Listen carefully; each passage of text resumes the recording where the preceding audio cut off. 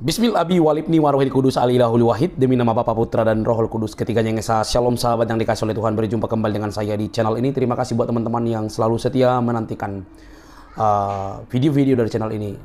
Saya berharap teman-teman dan kita semua dapat dicerdaskan. Satu tanggung jawab bagi kita untuk selalu memberikan kontribusi di dalam pemberitaan Injil. Bagaimana kita dapat menyaksikan banyak orang yang sedang meluruskan kesalahpahaman yang ditampilkan oleh para polemikus, khususnya juga Ustadz. Dan kali ini teman-teman, jagoan daripada Muslim yang dipermalukan. Saya katakan dipermalukan karena dia sok membaca bahasa Yunani dan Ibrani lalu ditunjukkan aslinya semua keliru. Itulah kalau kaum moral hafalan. Mereka menganggarkan atau sok jago bahasa, ternyata cuma hafalan. Ketika dibuktikan justru dipermalukan. Teman-teman, mari kita lihat video berikut ini. Jangan skip, dengar baik-baik supaya kita dapat memberikan tanggapan yang benar. Ini dia videonya.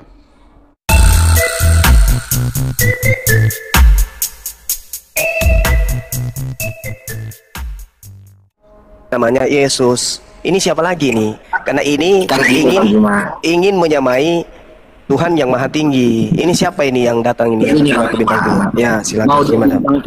Bintang kejora, bintang apapun, segala jenis bintang itu nggak masalah. Yang penting di dalam kitab Wahyu pasal 2, pasal 3, di situ dia mengaku aku anak Allah. Inilah firman dari anak Allah yang matanya bagaikan nyala api dan kakinya bagaikan tembaga. Waduh. Inilah firman anak Allah. Enggak.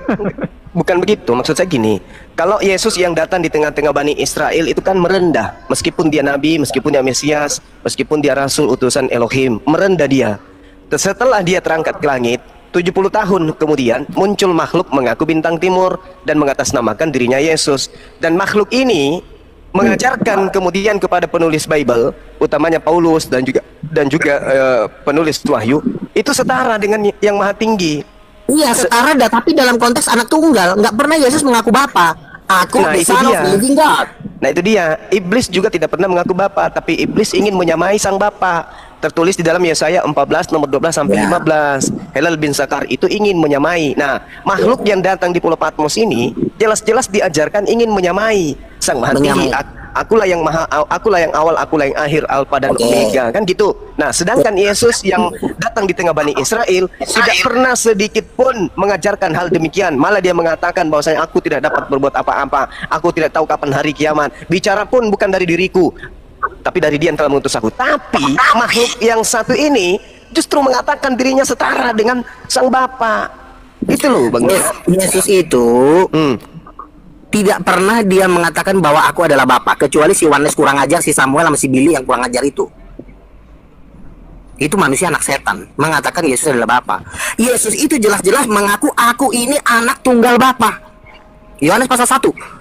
Firman itu telah menjadi manusia dan kita telah melihat karunia sebagai anak tunggal Bapa yang berada di pangkuan Bapa. Dia adalah anak, bukan Bapa. Kecuali si Yohanes orang gila yang dipimpin oleh si Joshua Tewu dan seluruh Yohanes kronik-kroniknya. Saya sebagai hamba Tuhan yang duduk di 24 tua-tua hanya bisa mengatakan bahwa Yesus itu anak tunggal Allah. Dan kalau anak tunggal Allah berarti pemilik langit dan bumi. Nah tuh, itulah dia. Sedangkan Yesus tidak pernah mengajarkan kepada muridnya dialah pemilik langit dan bumi. Anak itu pemilik, Bang. Abang Juma aja tadi sudah bilang saya sedang membangun real estate. Nama real estate-nya Kazila, sesuai dengan nama anak saya. Anak itu pemilik. Inilah dia yang saya katakan, Bang Luga. Makhluk yang datang di tengah-tengah Bani Israel bernama Yesus tak pernah mengajarkan itu. Tetapi makhluk yang datang di Pulau Patmos setelah Yesus terangkat ke langit, ini ajarannya kemudian sangat frontal. Dia mengatakan dirinya awal akhir, Alfa dan Omega. Dia mengatakan dirinya bintang timur. Bahkan Tuhan pengikutnya kemudian menyetarakan. Kolose 2:9, Efesus Filipi 2 nomor 6 sampai nomor 8 dikatakan Theos datang mengambil rupa menjadi Yesus. Nah, inilah yang mengambil rupa jadi Yesus. Inilah yang kemudian menjadi bintang timur. Ini apa-apaan ini, Bang Luga? Jadi yang Anda katakan anak Tuhan yang adalah sang bintang timur itu siapa? Itu siapa itu? Bang Juma sebenarnya punya anak nggak sih? Jangan-jangan gue curiga nggak punya anak. Saya punya anak. Gue aja. Kenapa, Dek? Gue aja sebelum nikah aja gue ngerti yang namanya anak karena gue sebagai anak. Anak saya bukan itu, saya, Bang Luga. Anak saya itu ya, adalah anak pribadi saya baru. Saya, tetapi anak saya adalah darah, daging, dan sperma saya. Saya, lihat ya, bapak saya Kan masih Bang Luga tambunan. nggak punya anak, Bang Luga. Kok Bang Luga bisa punya anak? Janda mana Bang Luga hamilin? Hei, Bukan janda begini. mana yang Bang Saya Luga kan hamilin? bekerja. Setauku Bang Saya- Luga itu belum punya anak. Janda Iya. mana yang Bang hamilin? Iya, saya kan berkata, saya ini belum punya anak, tapi saya ini anak tunggal bapak saya dan mama saya. Bapak saya Marcel Tambunan, mama saya Esther Florida Tan. Saya ini anak tunggal satu-satunya. Nah, ketika saya menjadi anak tunggal satu-satunya, maka hukum yang berlaku, seluruh milik bapak saya itu milik saya, seluruh milik mama saya itu milik saya. Makanya tanah saya di kampung saya itu punya saya, karena itu adalah tanah bapak saya. Nah, berarti Anda menyamakan diri Anda dengan bapak Anda. Saya tidak mengatakan saya adalah Marcel Tambunan, tetapi saya sebagai Lugawan Tapi Tambunan. setauku Bang Luga Marcel ngontrak. Tambunan Tapi Bang adalah Luga, setauku pewaris Bang Luga utama. ngontrak. Bapaknya Bang Luga nggak punya tanah. Bapaknya Bang Luga nggak punya tanah. Setauku ngontrak tanah dari mana? Jangan Saya- pura-pura dia kue tanahnya. Saya Gimana itu sih? ngontrak di Jakarta, tapi kan video saya juga ada bahwa saya punya tanah berhektar-hektar di tanah Batak. Tapi kan saya kan Insya Allah. tinggal di Jakarta karena saya banyak acara debat di Jakarta. Makanya untuk sementara saya pilih tinggal di Jakarta. Saya Nanti tuh di- banyak tanah. Kalau banyak tanah coba Tolong beli jangan motor dulu. lakukan Bang saya- Luga aja nggak tolong punya saya- motor. Sebentar. Nggak percaya tuh. Iya, deh. Coba jual dulu Iya, deh. tanahnya buat beli Masalah- motor. iya, iya. Kasihan aku yang Bang Luga jalan Saya di kaki. sini bukan memperdebatkan naik ojek juga saya nggak masalah. Yang penting saya bisa menjelaskan siapa Yesus ya. Naik ojek juga saya nggak penting banget kok, saya punya harta banyak. Gini, Yesus berkata di dalam Yohanes pasal 16, segala yang Bapa punya adalah aku punya. Itu kata Yesus. Di Yohanes pasal 10 dikatakan, segala milikmu adalah milikku, segala milikku adalah milikmu. Itu namanya anak. Anak itu owner. Makanya ketika kuasa itu diberikan kepada Yesus, kuasa itu harus di dalam nama Yesus. Menyembuhkan orang dalam nama Yesus, mengusir setan dalam nama Yesus. Karena kuasa Bapa itu sudah diberikan kepada anak, jadi kuasa itu atas nama Yesus. Iya tahu. Yesus itu utusan Tuhan, Nabi Sebagai apa? Tuhan. Utusan sebagai Oke. apa? Utusan sebagai penyampai firman kepada Bani Salah, Israel. utusan sebagai anak tunggal. Mulai ngaco. mulai ngaco lagi. Utusan itu kan pembantu juga bisa diutus. Tidak ya? bisa Anda Tanda mengatakan ganda juga Yesus bisa itu diutus. anak tunggal. Nggak bisa. Kenapa? Karena sebelumnya sudah ada anak Tuhan, yaitu Efram atau Israel. Itu lebih dulu. Yesus baru datang Yesus di abad pertama, berkata, gitu loh. aku lebih besar dari Musa, aku lebih besar dari Abraham. Jadi makanya tak ada masalah dengan itu semua, tak ada masalah. Yang jadi masalah ini adalah lahirnya sekte atau aliran kepercayaan bernama Kristen yang mendudukkan makhluk yang mengaku Yesus ini setara dengan pencipta alam semesta. Itu masalahnya, itu di situ. lo memang ternyata Ada memang kenyataannya di memang mana? kenyataannya Di Yesus mana? sebetulnya Di mana Yesus punya bangkit dari kenyataan? orang mati? Di mana Yesus Yesus bisa punya bangkit dari- kenyataan? Nah, kalau membangkitkan orang mati itu Bang Luga, itu adalah mukjizat pemberian Tuhan. Iya, pakai Kepada- kuasa apa Yesus membangkitkan Bukan Muhammad? pakai kuasa apa, apapun yang Yesus lakukan semuanya atas kuasa Tuhan, dan itu sebagai bukti kalau dia itu Salah. utusan. Salah. Yohanes 5 nomor 36. Salah. Segala mukjizat yang Yesus lakukan membuktikan kalau dirinya itu utusan Dengan kuasa Tuhan. apa Yesus Bukan membuat mukjizat? Tuhan itu sendiri. Nah, sedangkan Sekarang saya Kristen tanya. ini, sabar. Sedangkan Kristen ini adalah sekte dari barat yang kemudian melantik makhluk yang ngaku Yesus yang adalah bintang timur ini setara dengan yang maha tinggi, yang maha kuasa. Sedangkan di dalam tradisi Yahudi, berdasarkan kitabnya mereka Yesaya 14 nomor 14, itu adalah bintang timur yang ingin menyamai pencipta yang langit dan bumi. Artinya mereka menyebutnya Lucifer atau Halal bin Zakar, yaitu iblis atau Satan. Berarti makhluk yang datang kepada orang-orang Kristen yang mengaku Yesus di luar pengajaran Yesus asli kepada Bani Israel, itu adalah bintang timur yang adalah Satan. Itu bukti itu. Makanya saudara Lukas sebagai nabinya berusaha keras untuk mengajarkan bahwa Yesus itu Tuhan yang setara dengan pencipta, sebab dia adalah anak tunggal yang telah diberikan kuasa. Maka orang-orang yang menjadi terpengaruh dengan ajaran Nabi Luga, nabinya si bintang timur ini, itu akan terperdaya. Itu akan terperdaya karena memang akan menaklukkan bangsa-bangsa. Seperti itu Bang Luga. Yesus yang asli tidak akan pernah mengaku dan tidak pernah mengaku bintang timur, sedangkan Yesus yang palsu mengaku bintang timur. Itulah yang Anda lantik menjadi anak tunggal sebagai anak Tuhan. Begitu Bang Luga. Sampai di sini apakah saya tidak paham? Oke, jadi gini kan, kita jangan fokus ke yang lain-lain dulu. Kita fokus ke anak tunggal. Ya, kalau ada Israel disebut anak sulung, ya bukan berarti kita harus menghilangkan anak tunggal. Kita pelajari apa anak sulung ini, kenapa dia menjadi anak sulung? Ternyata karena diselamatkan, diberikan Roh Kudus, diangkat menjadi anak sulung. Itulah Israel. Nah, kalau anak tunggal ini ini adalah anak Bapa. Saya bacain ya. Yohanes pasal 1 ya. Tidak seorang pun yang pernah melihat Allah, tetapi anak tunggal Allah yang ada di pangkuan Bapa, dialah yang menyatakannya. Jadi bukan anak sulung si Israel yang menyatakannya. Israel juga udah mau ketakutan waktu ketemu laut berau, udah takut mereka mau mati kan. Tetapi dibelah Tuhan lah laut itu melalui perantaran Musa. Nah waktu Yesus ada di Gunung Tabor, datang kok si Musa sebagai pembantu dengan si Elia. Maka terdengarlah suara dari surga, inilah anakku yang kukasihi, dengarkanlah dia. Si Musa pemimpin Israel dan Nabi Elia nabi terbesar itu di situ cuma hanya sebagai saksi, bukan sebagai orang yang diutamakan oleh Bapa di surga. Di depan Musa, Tuhan Bapa di surga berkata, inilah anakku yang kukasihi, dengarin dia. Tetapi siapa cuma yang tidak ada apa-apanya dibanding Nabi Musa, selalu menghina anak tunggal Bapa. Musa itu bukan anak tunggal Bapa, Nabi Elia bukan anak tunggal Bapa, Abraham pun itu bukan anak tunggal Bapa. Yang anak tunggal Bapa adalah Yesus. Sebagai anak tunggal, dia berhak menerima apa? Segala kuasa di surga dan di bumi, dan itu hanya ada atas nama Yesus. Makanya di dalam nama Yesus setan-setan diusir. Sekarang cuma sudah mulai membuat metode baru untuk melawan kekristenan. Pura-pura dipanggil si Lucifer. Lucifer itu kalau ketemu saya keplakin palanya dalam nama Yesus. Lucifer juga udah ketemu sama Mukendi di neraka. Dia takut sama nama Yesus. Ketika ada murid dari India bertanya siapa Yesus, Lucifer jatuh kok dari kursinya. Dan Lucifer bilang, nama itu adalah nama yang paling kami benci. Semua kami membenci yang menyerukan nama Yesus, kami membenci. Itu setan-setan aja mengakui kalau nama Yesus itu adalah nama yang ditakutin. Ketika Yesus lewat, setan-setan teriak-teriak, ngapain Yesus dari Nazaret? Kamu ingin menyiksa kami, jangan bunuh kami ke jurang maut. Coba, kenapa harus setan-setan menjerit-jerit di depan Yesus kayak orang gila? Setan-setan aja, bukan manusia loh, setan yang tingginya 20 meter itu melihat Yesus menjerit-jerit, minta nggak dilempar ke jurang maut.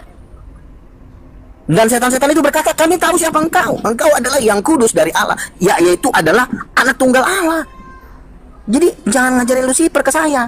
Teman saya semua udah ketemu Lucifer.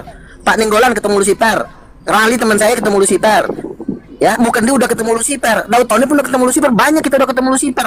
Kamu masih baru belajar Lucifer lagi. Kamu jangan ngajarin Lucifer. Bang Duga tuh tengok abang malah kayak Lucifer bang. Mirip kali muka gua sama Lucifer bang. Coba ngaca bang. Nah, kalau itu namanya udah ketemu belum Mbak? Belum. Lucifer diajarin. Lucifer itu adalah malaikat tertampan di alam semesta, tetapi ketika dia jatuh, dia digantikan posisinya oleh Mikael. Makanya ketika Mikael, kau tampan dari mana bang? Lucifer itu siapa? Kau tampan dari mana? Kau tuh mirip Lucifer. Kau tengok pun kau Lucifer malah. Jangan debat kusir, kita di sini dialog santai aja. Enggak, saya mau tanya nih, yang menciptakan Lucifer ini siapa? Jadi gini ya, Tuhan Yesus pernah bercerita kepada Mary Catherine Baxter, seorang nabi besar dari Amerika Serikat. Dalam bukunya, nanti bukunya akan saya cetak supaya kita kalian baca. Jadi gini, Tuhan Yesus bilang, pada dasarnya Tuhan itu menciptakan 3 malaikat yang besar sebagai pengawal dia lah. Nah, malaikat yang wajahnya paling tampan di antara ketiga malaikat besar itu namanya Luciel. Dulu namanya tuh Luciel, artinya pembawa terang dari Tuhan itu.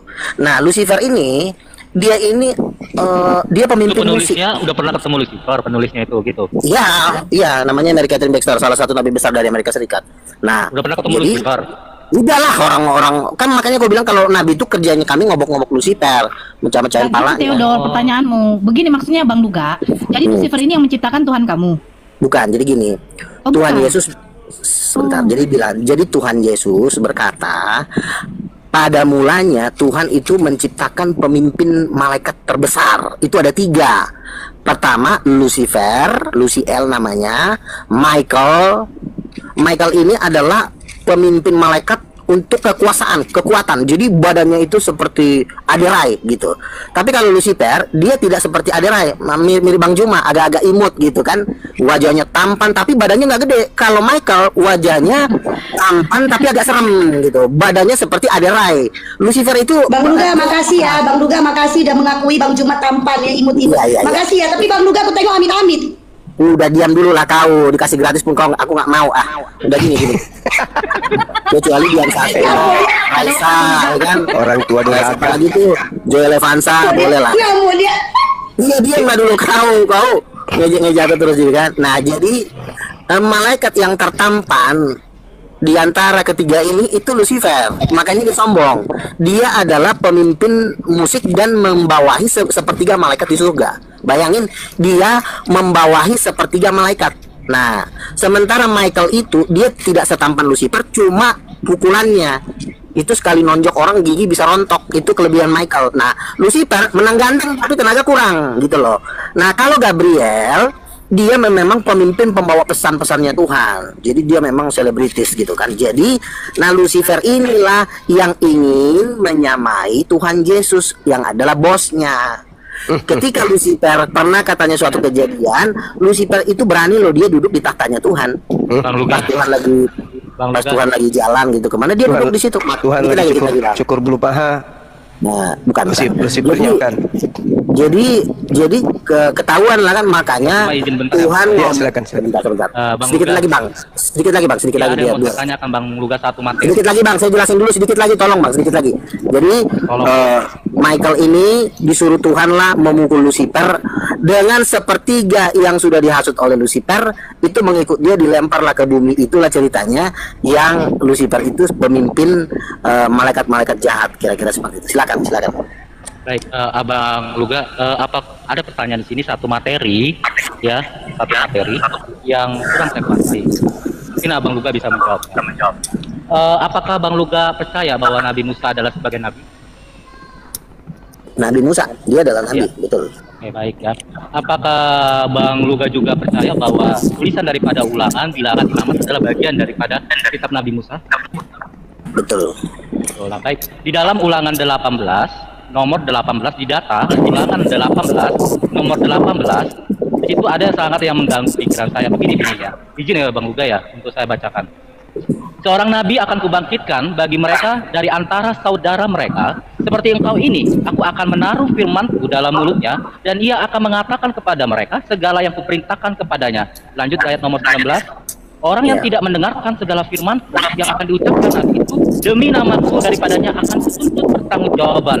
Nah, yang menjadi dasar pemikiran saya, kira-kira menurut Bang Luga itu nabi siapa yang dimaksud dalam nubuatan ini? Silakan Bang. Ya, Nabi Musa itu kan nabi, bisa dibilang nabi awal ya, nabi-nabi pertama ya. Kan setelah Musa kan masih ada ratusan nabi yang bangkit.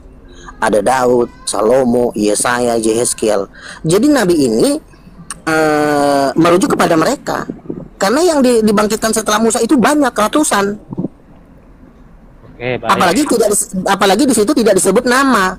Ya kalau dibilang seorang nabi akan diutus ya semua nabi. Ya betul. Nabi Elia bisa, Nabi Musa bisa.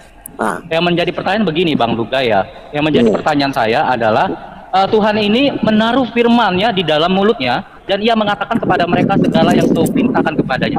Sementara kalau nabi yang abang sebut itu tidak pernah menaruh perintah daripada semua nabi itu. Coba kamu baca kitab Yeremia. Tuhan berkata kepada Yeremia, aku menaruh firmanku ke dalam mulutmu. Tuhan ngomong ke Yeremia. Jadi yang namanya Yesaya pun sama, aku menaruh firmanku ke dalam mulutmu. Kepada semua nabi Tuhan itu menaruh firman di dalam mulutnya. Jadi kalau Tuhan nggak menaruh firman di dalam mulutnya, lalu firman apa yang disampaikan? Nah makanya itu menjadi pertanyaan Bang, karena dirujukan di nomor 20 itu dikatakan tetapi seorang nabi yang terlalu berani. Iya, seorang nabi. Ini Bang, mengucapkan demi namaku perkataan yang tidak kuperintahkan untuk dikatakan olehnya, atau yang berkata demi nama Allah lain, Tuhan lain di situ maksudnya, itu harus mati gitu loh. Sementara kalau kita ketahui bahwa seperti nabi-nabi setelah Musa ini tidak ada yang mati dengan namanya dalam kondisi mereka tidak mengatakan ketauhidannya sama. Mereka tetap bertauhid kepada Elohim itu tersebut. Tapi di sini dikatakan demi nama Allah lain. Iya, oke. Saya jawab ya. Kalau kita mengatakan demi Allah, demi Tuhan, kita sudah bisa membuktikan belum kalau dia adalah Tuhan? Di zaman Musa itu Tuhan tuh belum bisa dibuktikan kalau dia Tuhan, karena dia hanya sebatas membelah laut, membuat mujizat. Setan-setan juga bisa bikin mujizat. Makanya di zaman Musa dan di zaman para nabi, walaupun para nabi percaya kepada para nabi, tapi belum sepenuhnya membuktikan kalau yang ditemukan Tuhan Musa itu adalah Tuhan. Lalu bagaimana caranya? Bahwa kalau Yesaya itu adalah nabi, bagaimana konsep ketahui dan ketuhanan Nabi Yesaya, Bang? Silakan, Bang. Ya, jangan dipotong dulu kalau saya bicara. Jadi gini, Tuhan itu hanya bisa dibuktikan ketika dia satu menampakkan diri. Oh, ternyata ini Tuhan. Kalau dia tidak pernah menampakkan diri, kita kan kebingungan. Jangan-jangan Tuhan sembunyi di mana? Di hutan belantara kah? Di dalam laut kah? Makanya pertama Tuhan itu harus menyatakan diri dulu. Jangan kudu ngomong doang. Kalau dia kudu ngomong doang, kita bilang, lo ngomong mulu lo, tapi lo kagak pernah nongol. Buktikan dong siapa lo. Gue bisa ngomong gitu. Nah, tetapi kalau ada Tuhan, dia menyatakan dirinya, lalu dia menyatakan kuasanya, mati, bangkit, dan naik ke surga. Itulah Tuhan itu. Karena kalau belum ada Tuhan yang bisa membuktikan mujizat sehebat yang ada di dalam Yesus, maka dia bukan Tuhan. Karena menurut penelitian, mujizat yang terbesar di antara para nabi itu cuma ada di dalam Yesus. Musa aja nggak bisa bangkitin orang mati kok. Musa aja tidak pernah mencirikan mata orang buta. Berarti cuma kuasa di dalam Yesus lah mujizat terbesar, membangkitkan orang mati, mengusir setan, bahkan dia sendiri bangkit dari antara orang mati. Pertanyaannya orang Muslim, yang bangkitin siapa? Yang bangkitin Roh Kudus, bukan Tuhan lo. Gue bilang selesai. Assalamualaikum. Ini Bang, kalau bicara tentang Yesus, Bang, Yesus kan datangnya dari langit. Sementara di nomor 18 dikatakan akan kubangkitkan bagi mereka di antara saudara mereka, Bang. Itu dikatakan. Sementara kita ketahui Yesus itu datang dari langit melalui kandungan Maria, kan begitu ya, Bang? Nah, bentar Bang, tugas. Bentar, sedikit lagi. Nah, itu serupa dari antara saudara mereka, begitu. Bisa Abang tunjukkan kalau betul-betul Yesus itu secara daging, secara fisik, dia berasal dari kaum ini. Daripada yang disebut di dalam Ulangan 18 nomor 18 ini, Bang. Kalau Yesus, kita ketahui Yesus itu berasal daripada langit yang melalui proses kehamilan Bunda Maria. Ya, berarti berbeda karena itu dikatakan di antara saudara mereka seperti engkau ini. Kuat di alam semesta. Silakan, Bang. Udah ya. Pembuktian terkuat di alam semesta itu adalah bangkit dari antara orang mati dan naik ke surga. Itulah pembuktian terkuat. Jadi ngapain kita menelusuri? Tapi kan dia kan dari keluarganya, Bang. Mau dari keluarganya, mau dari kakek nenek moyangnya pun nggak penting. Kalau dia nggak bisa bangkit dari orang mati, nggak ada gunanya. Makanya betul kata Rasul Paulus, kalau Yesus tidak mati dan bangkit, maka gua pun akan kembali lagi ke profesi semula, yaitu jadi garong. Ngapain lagi kita di sini ngomongin Tuhan kalau Yesus nggak bangkit dari kematian? Cuma ngaku Tuhan dari langit, akulah Tuhan, pret. Nggak ada gunanya lo ngaku Tuhan kalau nggak ada sesuatu pembuktian. Makanya kata Paulus benar, kalau Kristus tidak dibangkitkan, mending gua kembali lagi jadi lonte, kata Paulus. Makanya pembuktian kebangkitan keren kali. Bahasa Nabi makanya pembuktian kebangkitan itu yang termahal. Keren kali. Lu mau diutus pun kalau lu kagak bangkit juga nggak ada gunanya. Lu mending lu bikin kerajaan lu aja sendiri. Gue juga kalau dibilang ini juga Bang Luga, ada yang perlu berkata, kalau Abang merunutkan itu kepada Yesus, bukankah Yesus itu adalah firman? Dan Yesus itu adalah firman sendiri. Sementara di data tersebut dikatakan, firmanku di dalam mulutnya, dia menaruh, Bang. Sementara kalau konsepnya kita bicara Yesus, bahwa Yesus itu sendiri adalah firmannya, berarti tidak sama. Bicara fakta daripada data ini adalah Anda jangan menggiring saya kepada hal-hal yang tidak terlalu penting. Ini saya selalu ingatkan teman-teman saya yang Kristen kalau berdebat dengan Muslim, jangan pernah Anda mau digiring kepada hal-hal tidak penting dalam bentuk-bentuk pertanyaan. Kalau Anda terlena, Anda mampus, saya bilang. Makanya saya bilang, iya, kita kan hal yang termahal, sebentar, kamu jangan potong dulu ya. Hal yang termahal di alam semesta ini, pembuktian ketuhanan cuma satu. Harus ada orang yang bisa bangkit dari antara orang mati. Karena kenapa? Kalau dia tidak bisa mati, ngapain dia ngomongin Tuhan? Mending dia ngomongin sayur. Bang, harga sayur sekarang udah naik, Bang. Harga tempe naik. Boleh, bisa diturunin lagi nggak harganya? Karena nggak ada gunanya. Saya ngaku nabi ke-9. Oke, apa yang mau disampaikan? Tuhan itu baik. Oke, gue juga udah pernah dengar Tuhan itu baik. Terus apa lagi yang mau disampaikan? Lo mati nggak? Iya, bentar lagi gue mati. Kalau lo udah mati bisa bangkit nggak? Enggak. Udah, lo pening lo pulang ke kampung nenek moyang lo. Gue nggak butuh lo. Gue cuma butuh orang yang bisa mati dan bangkit dan naik ke surga. Gue baru mau dengar orang itu. Kalau tidak ada yang bisa bangkit, mending lo mati aja. Saran gue mending lo coli. Slow lah, Bang. Slow lah. Santai aja kalau ngomong, Bang. Gak ada yang ngejar kau. Slow ya, slow. Ngopi dulu, ngopi. Ya udah, santai aja kok ngomong. Jadi gini ya. Kau sendiri loh, kalau saya gak ada ngomong. Apapun yang tidak bisa bangkit dari kematian, oh saya Tuhan, saya Nabi, tapi saya nggak bisa bangkit dari antara orang mati. Mohon maaf, saya kerjaan saya lagi banyak. Tapi kan saya Nabi, nggak penting. Kalau lo bisa kerja Bang cuma ngamen, Bang, banyak dari mana? Iya, saya memang pengamen, tapi saya lebih pilih menjadi pengamen daripada saya masuk di majalah Forbes sebagai orang terkaya nomor 7 dengan kekayaan 2 kuadriliun. Kayak mana Bang mau masuk di majalah orang terkaya, orang terkaya termiskin? Luga. Kayak mana Bang mau masuk majalah orang terkaya? Faktanya Abang termiskin, aduh Luga. Iya, kan saya mau masuk majalah orang terkaya nomor 7. Padahal Abang termiskin, cuman aja Luga. Saya sekarang harta saya tidak banyak, saya bukan orang kaya, saya masih termasuk orang yang bukan orang kaya lah. Tetapi kalau seandainya saya ditawarin, Bang Luga mau nggak masuk majalah Forbes dengan kekayaan 2,6 kuadriliun, artinya kekayaan 2.600 triliun di jajaran orang terkaya nomor 5. Tetapi Abang Juma Bang kalah Bang. Yang terlima dia Bang. Kematian yang sebentar dulu gue lagi ngomong. Tapi Bang Luga, Bang Luga bentar izin. Kalau misalnya seandainya begini Bang Luga ya, di dalam kata tadi kalau seandainya saya mengasumsikan atau menarasikan bahwa itu adalah nabi untuk Nabi Muhammad SAW, Bang Luga setuju tidak?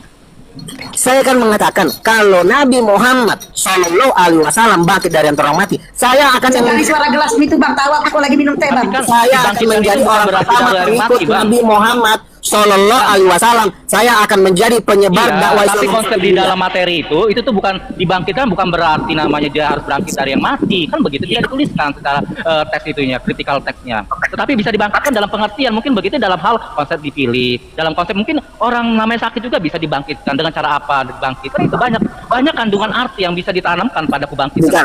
Saya tidak ngomongin kandungan. Dilawak kau tuh kata-kata ini itu. Kopi saja. Gua ada pengeritik. Pala dia ayo. Gua ada pengeritik. Lo masih ngayal. Oke. Terlalu serius kok. Saya orangnya tidak suka kalau ada yang menawarkan saya seorang nabi, tapi nabi itu tidak mampu bangkit dari kematian. Saya tidak mau.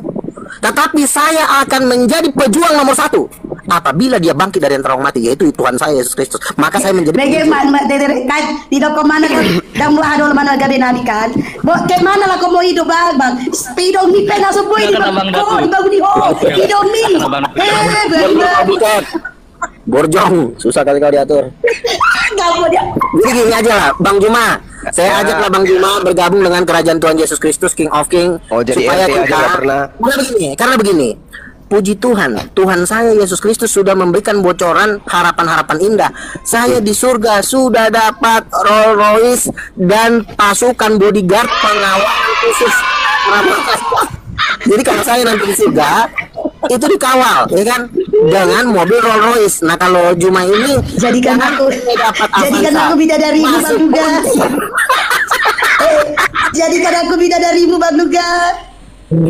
Oh, makanya aku bilang di surga itu tidak ada bidadari. Setidaknya kalau kau mengikut saya blokir, setidaknya kau dapat rumah. Mau yang kayak gimana? Mau yang kayak Pondok Indah? Rumah apa? Kau dapat rumah. Maulah. Ya makanya si Norma sudah kuajak dari dulu untuk bergabung, setidaknya biar kau dapat rumah. Kalau aku bos dapat Rolls Royce, Juma manusia. Itu gue dulu Bang Luga, berarti izinkan aku menyampaikan sesuatu. Bang Juma, mohon maaf, aku mau bergabung sama Luga. Siapa tahu kan aku bisa dapat rumah. Tapi tunggu dulu sebelum aku bergabung Luga. Coba kau tunjukkan dulu. Kalau kau betul-betul nabi, coba dulu bawa aku ke surga. Aku mau lihat surgamu itu. Coba bawa dulu aku. Gini, bisa saja, tetapi tetap keputusannya dari Tuhan. Kan saya bilang, jangankan kau, teman saya si Ray, ya, si Ray Makassar. Ini teman saya ini, saya suruh dia baptis. Kamu baptis Islam ya, supaya kamu bawa Tuhan. Saya suruhlah Ray Makassar. Coba nanti Bang Juma dicek benar nggak si Ray Makassar itu termasuk orang terkaya di Makassar. Dia punya 20 truk kalau nggak salah. Jadi dia bilang sama saya, Bang, aku mau dibaptis Bang. Setelah dia dibaptis, apa yang terjadi? Dia dibawa Tuhan ke surga. Dia diperlihatkan suatu istana emas dengan seorang yang duduk di atas itu bermahkota berlian. Lalu malaikat yang membawa si Ray ini menunjukkan seorang yang duduk di atas tahta dengan mahkota emas. Dia bilang, itu istananya Bang, itu 10 kali lipat dari istana negara. Dia bilang. Terus malaikat itu berkata begini, inilah Luga Tambunan yang sudah menghabiskan hartanya untuk memberitakan Injil. Dan dia melihat saya duduk di atas istana emas. Nah, kan akibat terlalu lama kok jadi orang miskin Bang. Jangan inilah akibatnya terlalu lama kok jadi orang miskin Bang. Kasihan aku dari percaya kau. Giliran teman gua dibawa ke surga lu marah-marah. Apa sih? Kenapa lu harus membenci surga? Iya kan? Gua menawarkan ini sama lu mumpung masih ada waktu. Kalau nanti udah terlambat, nanti kau bukannya dapat mobil Rolls Royce, kau dapat siksaan di dalam kayu bakar neraka. Iya, bagaimana kita punya pandai pandang? Gak jadi kita. Gak jadi. Jadi. Sabar, bentar lagi mau berangkat. Iya. Jadi gitu, makanya gua ajak seluruh Juma dan kawan-kawan. Udah ngapain lagi sih yang tunggu bang, aku perbaiki kata-kata kamu. Seluruh Juma dan kawan-kawan, emang namanya Juma ada berapa Bang? Maksudnya Juma dan kawan-kawan, daripada kalian nanti terseok-seok, apalagi teman saya juga udah melihat Juma diseret-seret beruang ke dalam lautan api, bukannya dapat Rolls Royce malah mau dibawa ke lautan api, kan kasihan. Makanya bergabung, ayo Iya. Udahlah, Bang Luga. Iya, udah Bang Luga. Terlalu tinggi kali apa kita nih ekspektasi kita, Bang. Bukan terlalu tinggi, kita ini memang tujuan akhir kan sorga. Kalau kita di bumi ini nggak mau membenci sorga, oke deh. Giliran saya tanya balik, oke, di surga saya ada Rolls Royce. Giliran saya tanya balik apa? Kan ujung-ujungnya juga kalian kan nggak bisa menceritakan juga tentang surga. Bisanya cuma 72 bidadari. Terus rumahnya di mana? Ada mobilnya enggak? Enggak, cuma 72 bidadari. Terus tinggalnya di mana? Di hutan. Di mana? Di mana? Ada rumahnya enggak? Istana Maimunah. Ada rumahnya enggak kalian nanti di surga? Ada.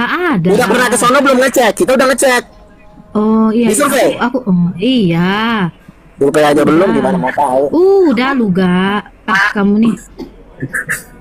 Aduh, paling juga Izin Bang Luga, aku nyapa dulu ini, izin Bang Luga, bentar dulu Bang. Siapa dulu ini? Saya Fauzi Sirait, selamat malam, agama apa Bang?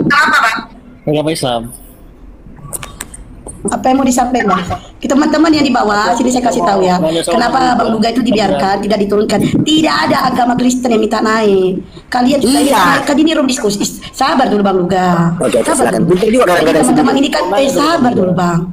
Jadi teman-teman yang di bawah juga mohon ngerti ya. Ini kan diskusi, kita utamakan yang Kristen dulu naik. Jadi yang Kristen yang mau diskusi silakan. Itu mungkin hostnya belum ini kali. Host kasih tema dong host. Tidak ada kuasa Yesus, tidak ada kuasa host. Kasih tema host. Silakan Bang Fauzi, apa yang mau disampaikan? Bang Luga, saya mau nanya nih ya, izin ya. Si Luga dulu lah, doubling di ante. Siapa lebih tua Rasul Paulus daripada Yesus? Kemudian apa namanya di dalam kitab Injil itu ada nggak Rasul Paulus ini disebutkan dia cara menerima wahyu? Apakah Tuhan langsung? Apakah dengan seperti apa? Coba terangkan dulu Bang Luga. Silakan. Bang, saya ralat ya, mereka nggak Injil ya Bang ya. Saya ralat. Lanjut. Oke, Paulus itu kan dia kan penjahat ya kan. Dia bunuh semua orang Kristen. Dia bunuh semuanya.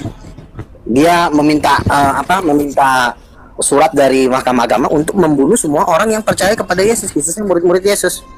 Ya kan? Tapi ketika Paulus ingin membunuh murid Yesus, tiba-tiba dia melihat sinar dari langit dan berkata, "Saulus, Saulus, mengapa engkau menganiaya aku?" Tiba-tiba dia buta selama 3 hari. Ketika dia buta selama 3 hari, kira-kira apa yang dipikirkan?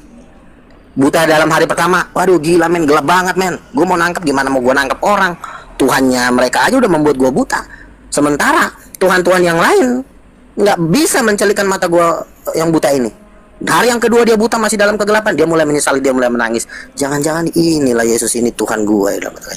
Dan di hari yang ketiga Tuhan menyuruh Ananias, Ananias kamu temuin si Saulus. Waduh Tuhan, jangan Tuhan, itu kan penjahat, itu kurang ajar itu. Temuin dia, doakan dia supaya dia bisa melihat. Dan akhirnya si Ananias datang, didoain. Bang Luga izin bentar Bang Luga izin dulu bentar. Itu aku baca typing di bawah. Itu yang typing di bawah, nama akun sahabat Bang Juma, pakai foto Bang Juma. Emang udah dapat izin dari Bang Juma? Kalau untuk cari followers jangan kayak gitu caranya. Sahabat Bang Juma dengan followers 27,4k itu dapat izin sama Bang Juma ya. Pakai foto profil yang sama Bang Juma 01. Nah, kalau kalian mau pakai foto Bang Juma izin dulu sama Bang Juma, tapi jangan foto yang sama. Nanti orang jadi salah paham di bawah. Kalau untuk cari followers jangan gitu caranya. Ya. Pakai foto Bang Juma, namanya Bang Juma. Emang namamu kayak apa? Emang mukamu macam apa? Gak pede kau pakai muka kau itu. Gak pede. Kurang ganteng muka kau. Kau pakai muka Andilau. Jangan buka Bang Juma. Ya itu diganti tuh ya, foto dan namanya Bang Juma. Diganti tuh. Kalian pertyping kalian itu saya perhatiin loh.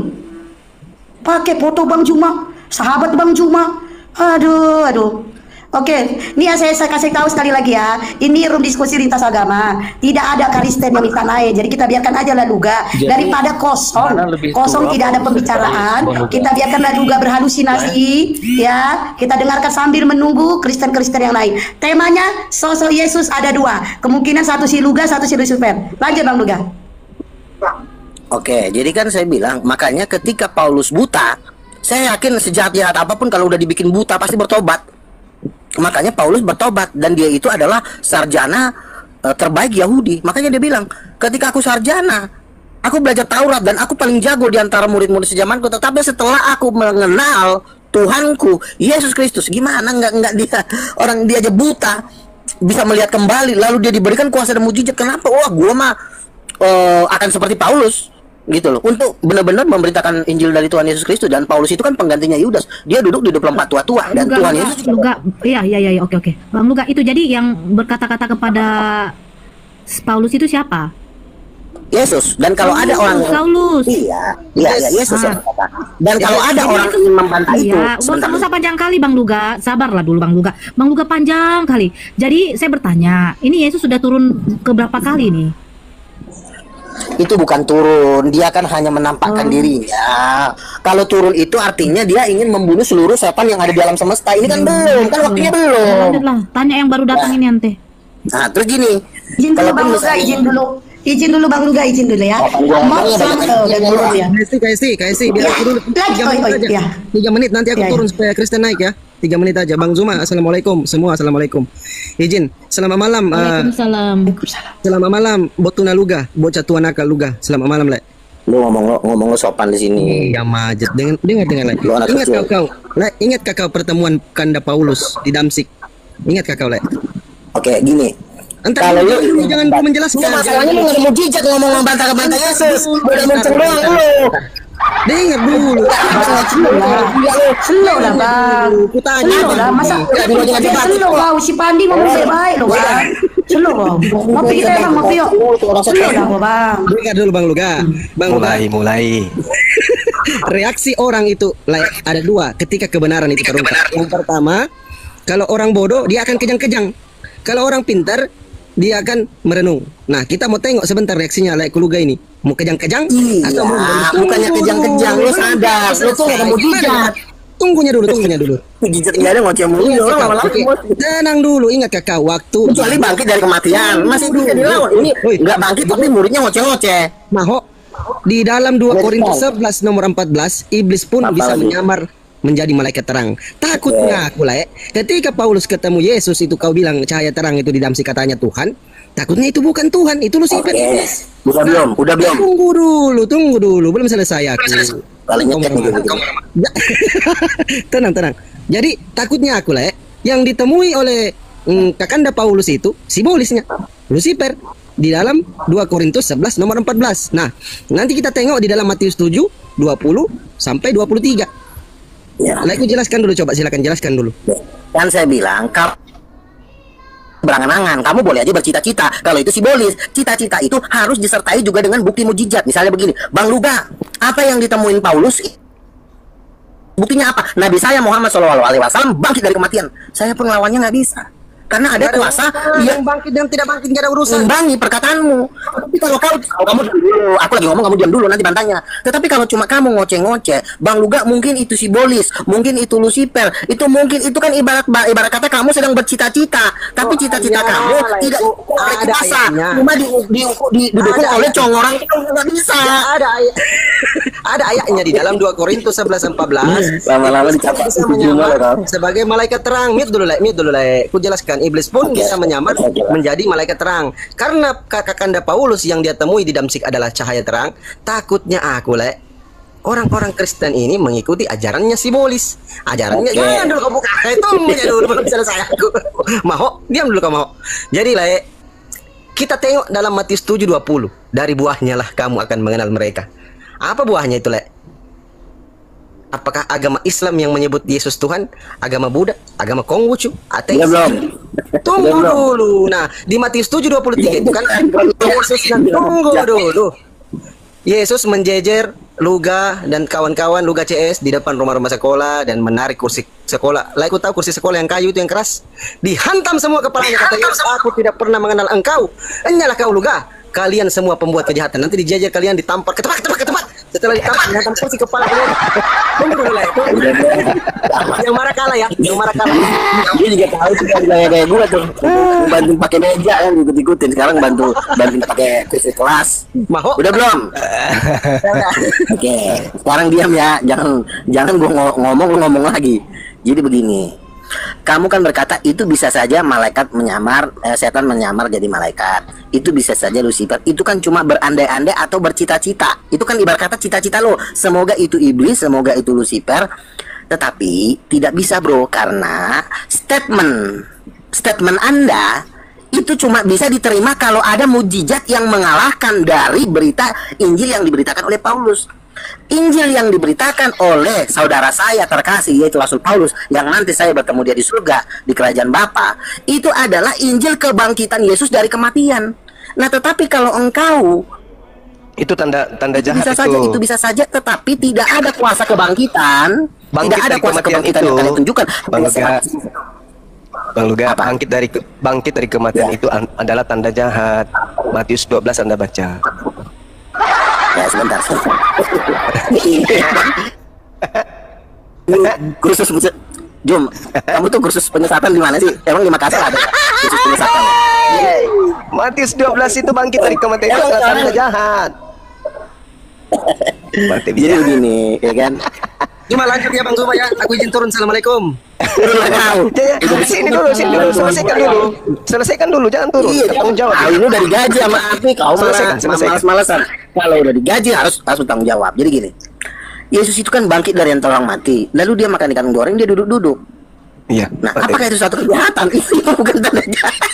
Ini orang bangkit dari kematian. Emangnya jalan sesat di Zuma ini. Matius 12 nomor 38 Bang Luga. Angkatan jahat ini minta satu tanda dan tidak akan diberikan satu tanda apapun melainkan tanda Yunus, sebab anak manusia akan tinggal dalam rahim bumi 3 hari 3 malam. 3 hari 3 malam berarti pada hari ketiga dia harus bangkit. Ini adalah tanda untuk angkatan jahat.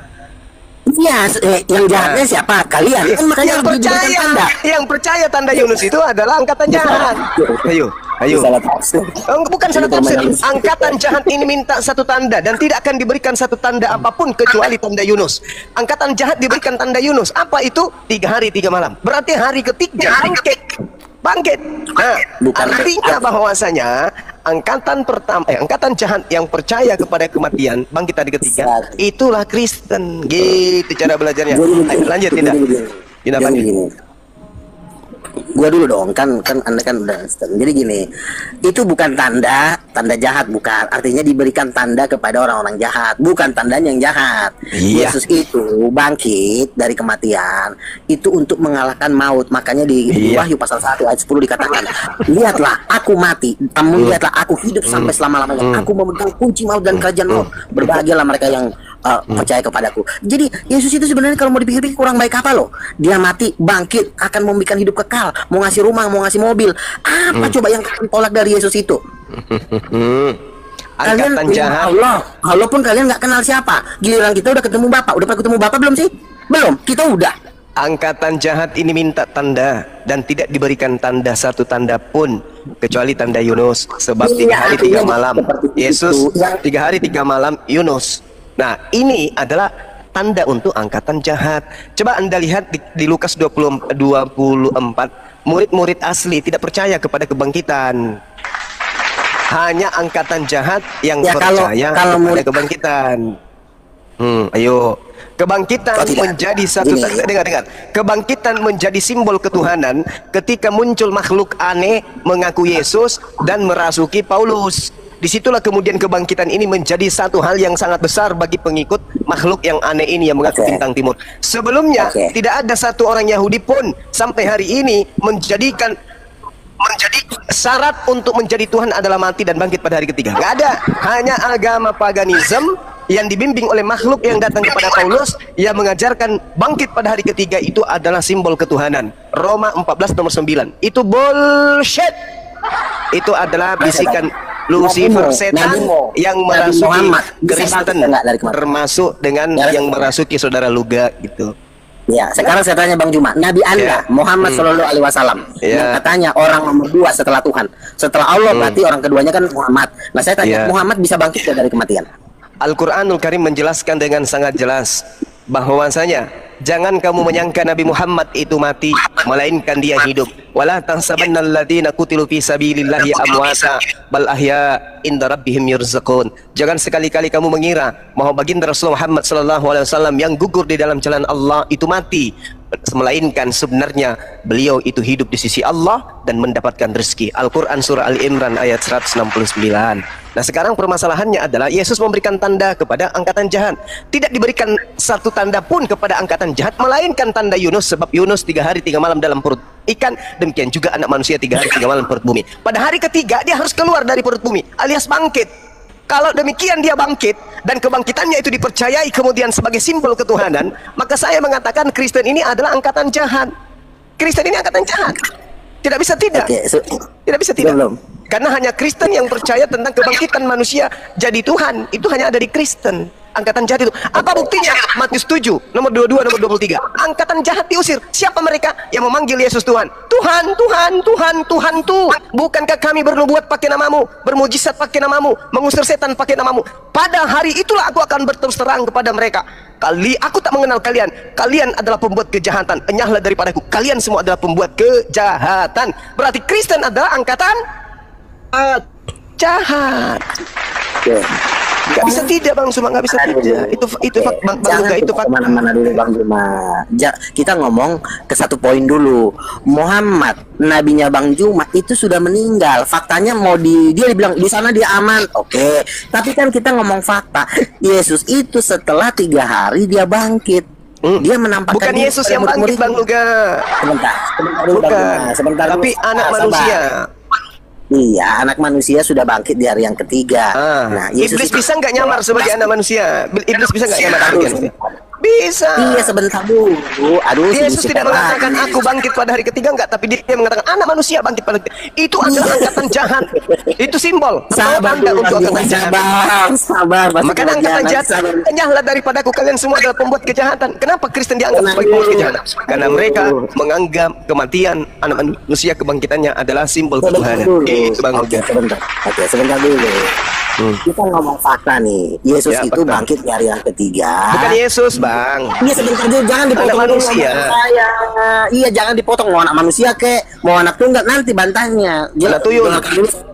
Iya, dengarkan dulu saya menjelaskan. Yesus itu kan bangkit di hari yang ketiga. Yesus berkata di dalam Wahyu, aku sudah mati, namun lihatlah aku hidup selama-lamanya. Jadi Yesus sampai hari ini pun masih hidup. Iya, Nabi Anda sudah meninggal. Yesus masih hidup, yang asli tapinya itu masih hidup, tidak pernah mengalami kematian dia. Ini masuk neraka nih, yakin. Gak pernah dia, gak pernah Yesus itu yang asli meninggal, gak pernah. Jangan kau dia bilang masih Yesus. hidup. Dia harus nanti kau dilempar ke lautan Yesus api, masih hidup dan dia akan datang. Usia Yesus saat ini baru 2 hari dan dia akan datang lagi untuk mati di atas muka bumi ini. Hati-hati loh ya. Yesus jelas.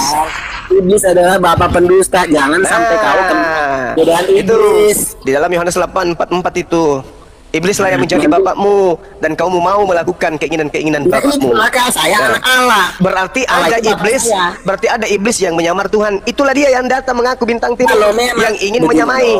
Satu-satunya, tunggu dulu. Satu-satunya narasi yang harus kita bangun sesuai dengan data ilmiah. Yesaya 14 menerangkan bahwasanya iblis ingin menyamai Tuhan. Nama iblisnya adalah bintang timur. Ada makhluk mengaku Yesus di Pulau Patmos datang mengaku sebagai bintang timur. Di dalam Lukas 21 nomor 8 Yesus berkata, waspadalah kepada penyesat yang datang kepadamu yang memakai namaku dan mengatakan akulah dia. Di Pulau Patmos ada makhluk mengaku Yesus, akulah Yesus, tunas Daud sang bintang timur. Dia memberikan simbol bintang timur, mengatakan dirinya sebagai Halail bin Zakar. Artinya dia adalah Lucifer yang datang membawa-bawa nama Yesus. Yang Yesus katakan waspadalah kepada penyesat yang menggunakan namaku. Itu fakta ilmiah. Kristen adalah angkatan jahat yang percaya kepada kebangkitan Lucifer. Ingat, Lucifer itulah yang saudara sembah. Demikian. Iya kan, Anda kan bisa bilang Anda berstatement tanpa kuasa kebangkitan. Anda berstatement berdasarkan kematian. Sebentar dulu. Makanya intinya cuma satu. Anda menjajakan, menjual, mengekspos bahwa inilah ajaran orang yang sudah meninggal. Apapun yang Anda ajarkan, pemimpin Anda sudah meninggal, nggak bisa bangkit, artinya tidak bisa mengalahkan kematian. Makanya saya ini Luga Tambunan tidak pernah mau mendengarkan ajaran orang yang setelah dia mengajarkan tentang Tuhan tapi dia sendiri mati.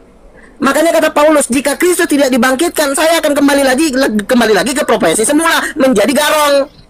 Ingat itu ucapan Paulus, jika Kristus tidak dibangkitkan, buat apa kita di sini kumpul-kumpul? Mending kita bubar aja. Tetapi karena Yesus bangkit, sebab Dia hidup, ada hari esok, sebab Dia hidup, ku tak gentar. Yesus sudah bangkit, makanya saya pun mau percaya karena berdasarkan kuasa kebangkitan itu. Lalu itu apa? tanda apa tuh Bang Luga? Cuma ajarkan ajaran janji. Tanya dulu. Nanti aman. Kebangkitan Nanti itu tanda untuk siapa Bang Luga?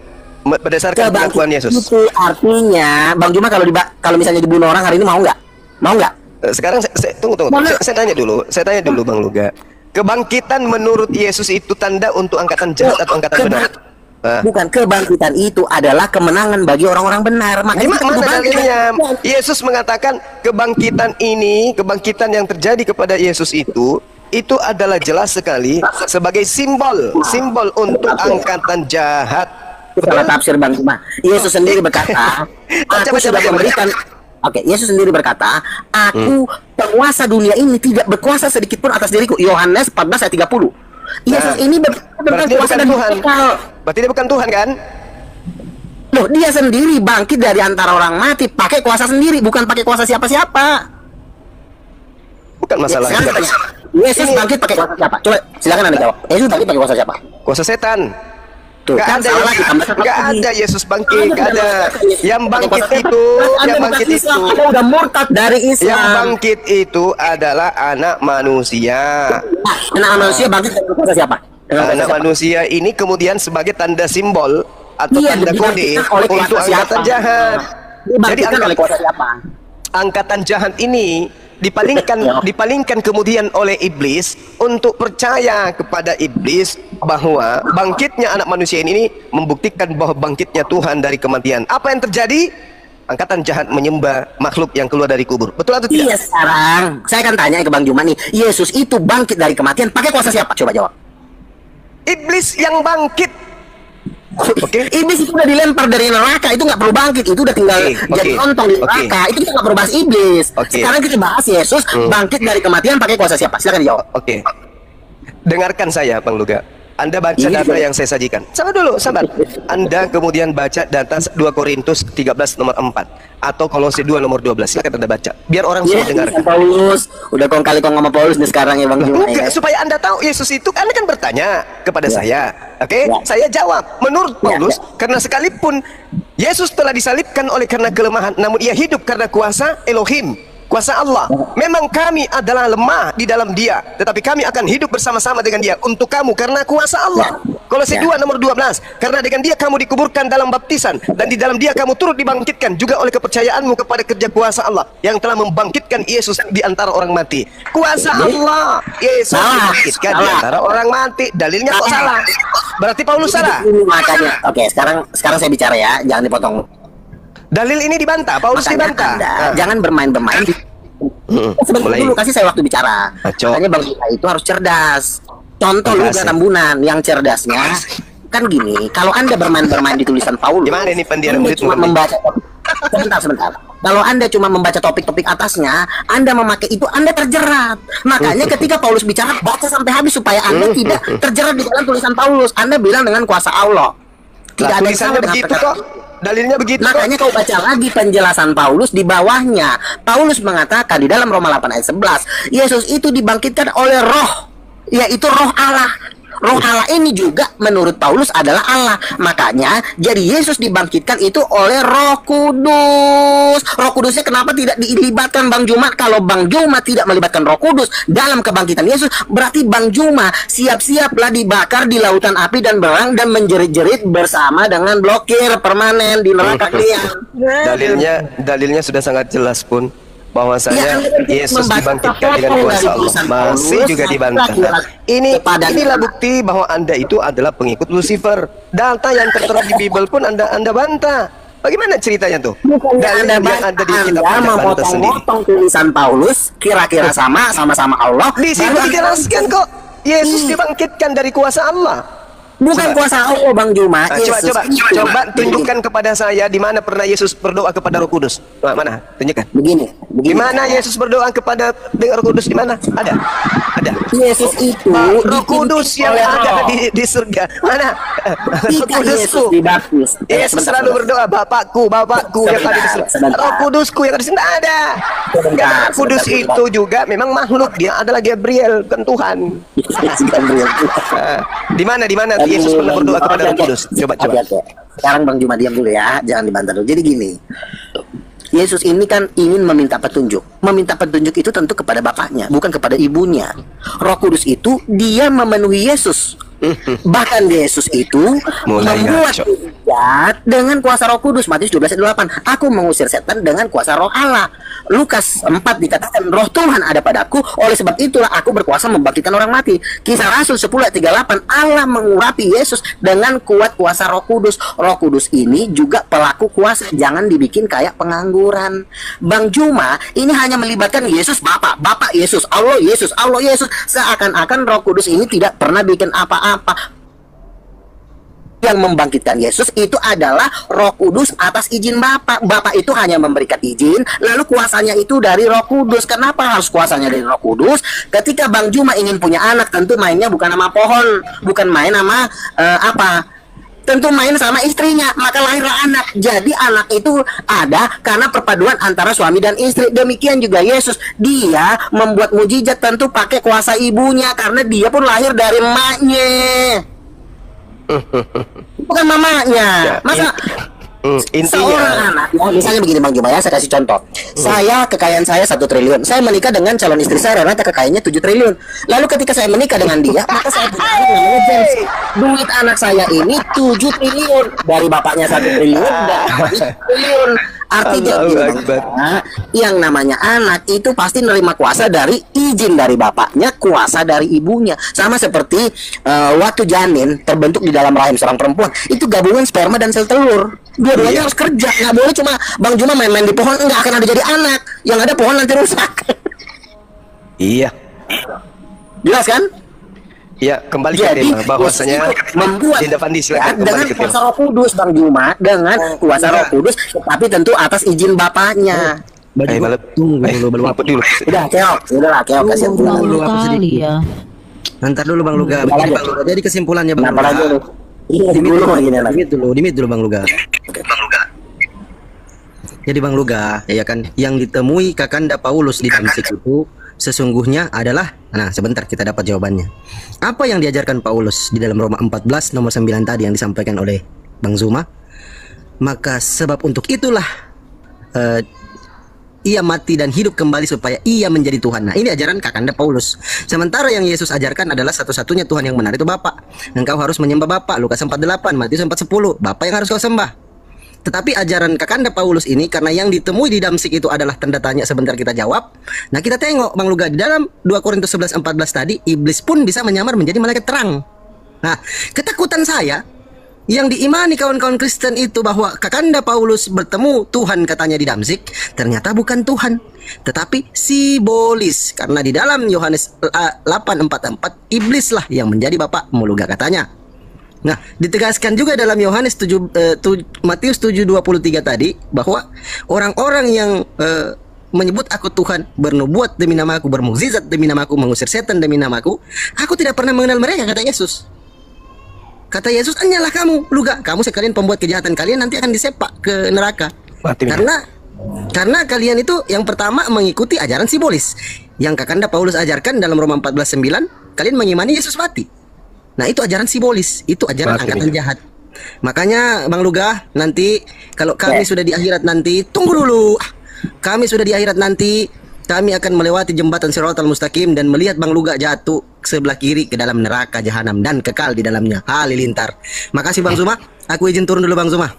Semuanya. Assalamualaikum warahmatullahi wabarakatuh. Jangan warahmatullahi wabarakatuh. Petinju kelas bulu jangan dinaikin lah Bang Juma. Petinju kelas terbang, kelas bulu jangan lah. Ntar sekali pukul penyok meninggal pula langsung ke neraka.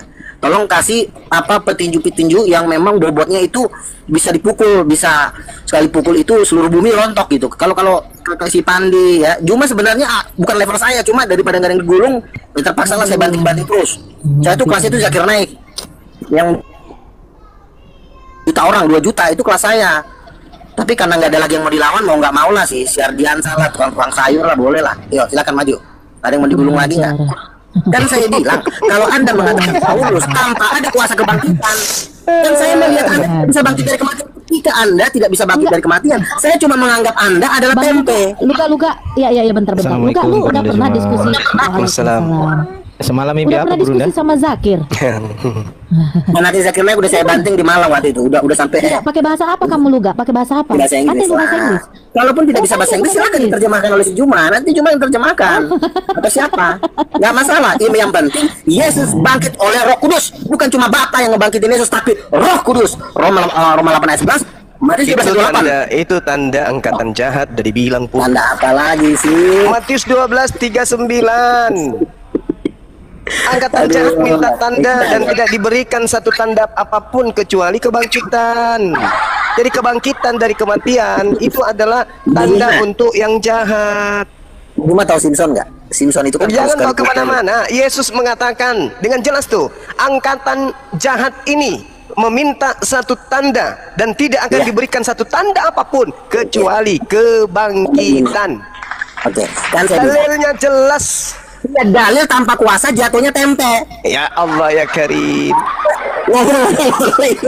Anda boleh bangga dengan kebangkitan. Silakan. Tapi ingat, kami orang yang terpelajar paham betul bahwa orang-orang yang percaya kepada kebangkitan sosok makhluk dari kuburan sebagai syarat menjadi Tuhan, itu adalah angkatan jahat. Maka kalian semua adalah penjahat. Buktinya di dalam Matius 7, tanda-tanda angkatan jahat itu pengikutnya sebagai penjahat disebutkan di sana. Matius 7:22 nomor 23. Tanyalah daripadaku. Kalian semua adalah pembuat kejahatan. Itu Yesus mengatakan itu loh. Iya, sekarang saya bilang itu kan tafsiran dan ajaran Anda. Bukan tafsiran. Sekarang saya tanya saudara Luga, yang memanggil Yesus Tuhan dan bermujizat pakai nama Yesus itu agamanya apa? Kristen. Nah, Kristen. Jelas kan? Jelas ya, itu. Berarti angkatan jahat meminta tanda kebangkitan. Akibat dari kebangkitan, orang Kristen percaya Yesus Tuhan. Karena dia bangkit, maka mereka mengusir setan pakai nama Yesus. Itulah buktinya bahwa kebangkitan adalah tanda atau simbol kode untuk angkatan jahat. Untuk supaya kita bisa membedakan angkatan jahat dan angkatan benar, itu adalah kebangkitannya. Kalau ada orang yang percaya kepada kebangkitan makhluk yang bernama Yesus ini, maka itu adalah angkatan jahat. Alhamdulillah kami umat Islam tidak percaya itu. Begitu saudara Luga. Jadi gini, saya orangnya, saya nggak suka orang ngomong-ngomong kebanyakan tapi dia nggak bisa bangkit dari kematian. Itu saya. Saya bangkit dari kematian itu simbol kejahatan. Iya, dengerin dulu. Bentar lagi kan kan saya bilang. Anda boleh bangkit, tapi itu adalah angkatan jahat. Sebentar dulu, ganti yang ngomongin. Kan Anda kan udah mengajarkan kalau ada yang percaya kebangkitan itu justru yang jahat. Itu kan statement Anda. Tetapi kan sayang, statement Anda ini tidak didukung dengan kebangkitan Nabi Anda. Kecuali seandainya kali saya harus katakan. Angkatan jahat minta satu tanda. Kenapa Nabi kami tidak bangkit dari kematian? Karena kami bukan penjahat. Berbeda dengan kalian. Tuhan kalian harus bangkit dari kematian. Kenapa? Karena kalian itu angkatan jahat yang menggantikan posisi yang maha tinggi dengan mayat yang bangkit dari kuburan. Itu kalian. Kami bukan itu. Kami bukan golongan itu. Golongan jahat itu Kristen yang percaya akan kebangkitan orang yang telah mati. Itu loh. Oke, saya dulu Bang Juma, bicaranya gantian dong. Jangan potong. Silakan. Dan saya bilang, Anda ngomong yang maha tinggi. Tapi yang maha tinggi ini nggak pernah nongol dari zaman Adam sampai sekarang. Jadi tidak ada Tuhannya para nabi itu pernah nongol. Yang nongol itu Tuhan. Kalau nggak ada, suruhlah dia pulang ke kampung sama. Yesus mengatakan, ada nggak orang yang pernah melihat Tuhan? Kata Yesus. Ada nggak? Yohanes 5 nomor 37. Ada nggak menurut Yesus? Menurut Yesus ada nggak orang yang pernah melihat Tuhan? Ada. Siapa? Siapa? Dengar dulu. Aduh, dia Bang Luga.